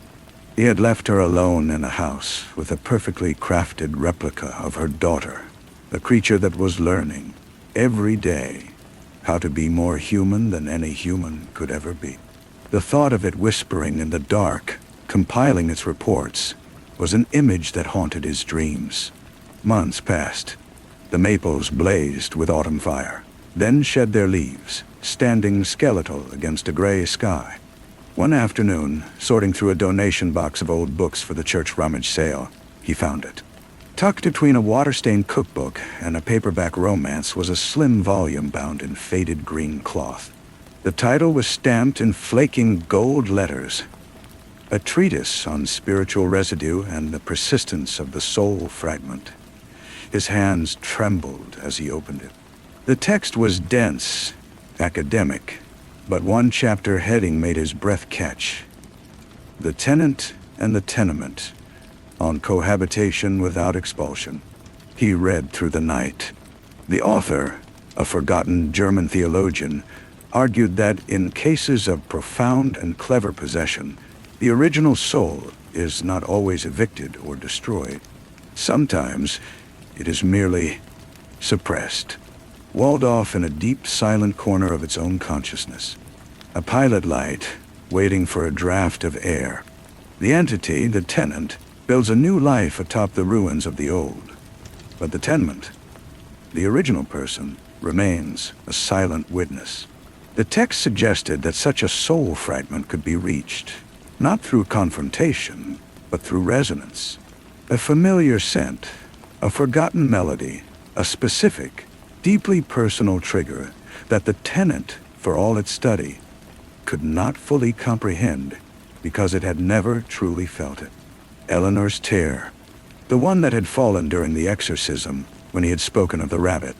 It had not been a tear of the thing inside her. It had been hers, a signal from the prisoner. He knew then that he could not stay in this quiet valley. His work was not here. Aaron had been wrong. Some truths were heavy, but they were not impossible to carry. To abandon someone to that silent, living death was a sin no scripture could ever justify. He gave his notice, offering a vague story about a family emergency.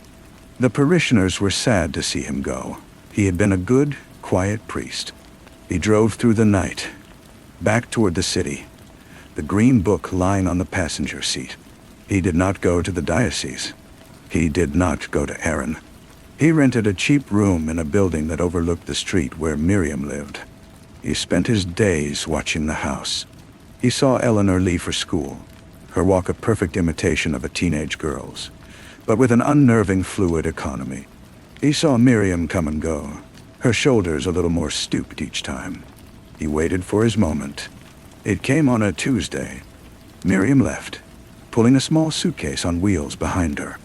A weekend trip to see her sister, according to the gossip he'd overheard at the local grocery store. The house was empty. He waited until dusk. He saw Eleanor return from school, let herself in, and turn on the lights.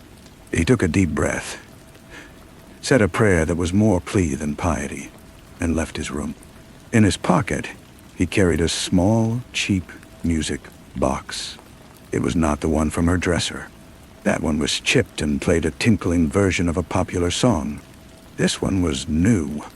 He had spent days searching for it. When he opened the lid, it played a slow, simple, and achingly familiar lullaby. It was the tune Miriam had hummed at the sink, the old song from the radio. The one that belonged to a warm kitchen that had never existed.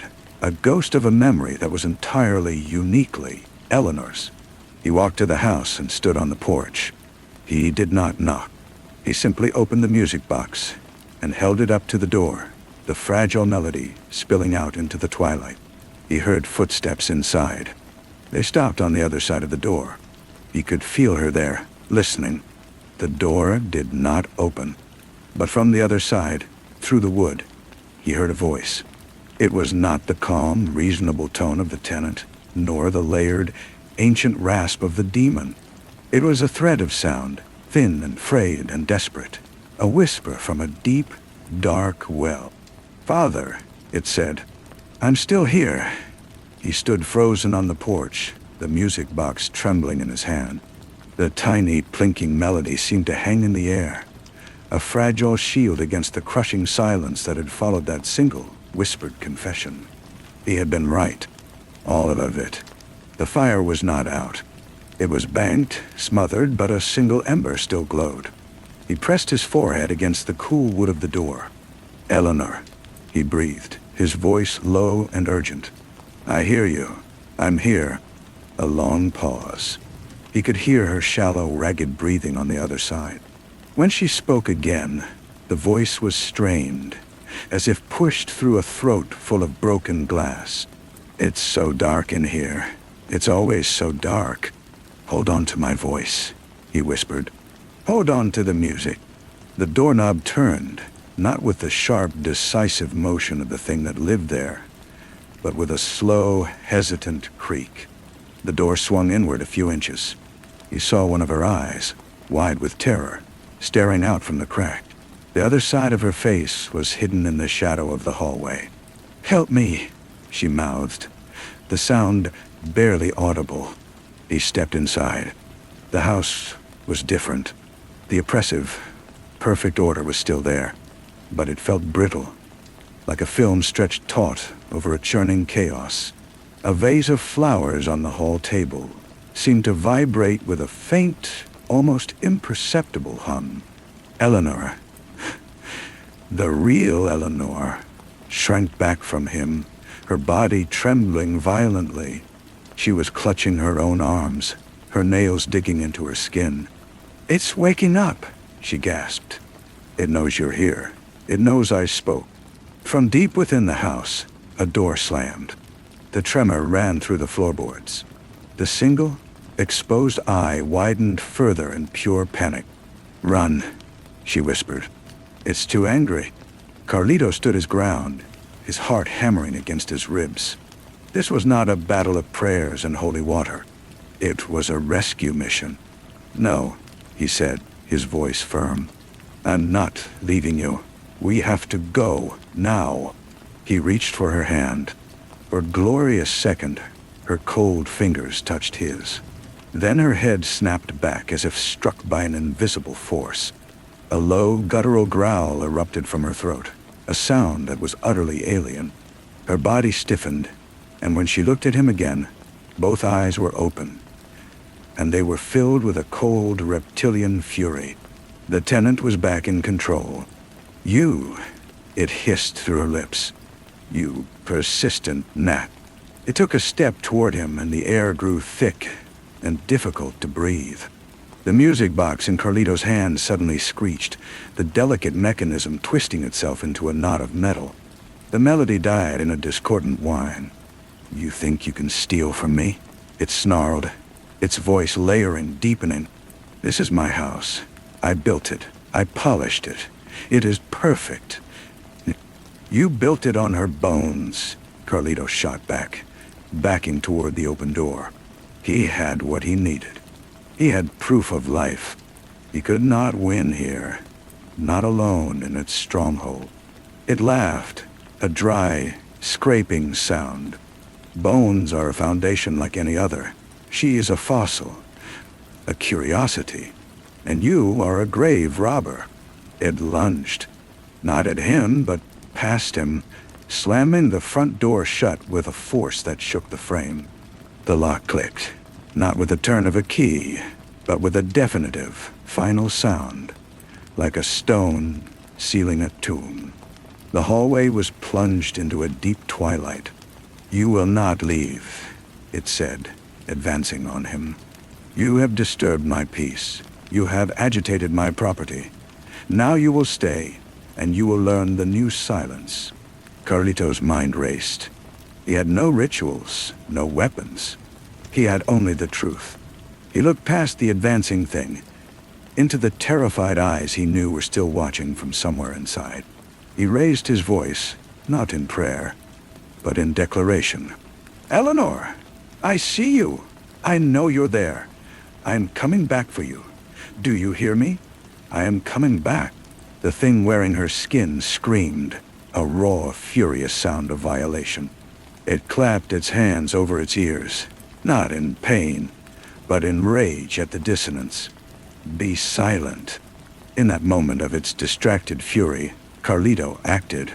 He wasn't a priest fighting a demon. He was a man escaping a trap. He turned, threw his shoulder against the flimsy lock on the door, and burst out onto the porch, stumbling into the cool evening air. He did not look back. He ran down the street, the sound of its enraged scream echoing from the house behind him.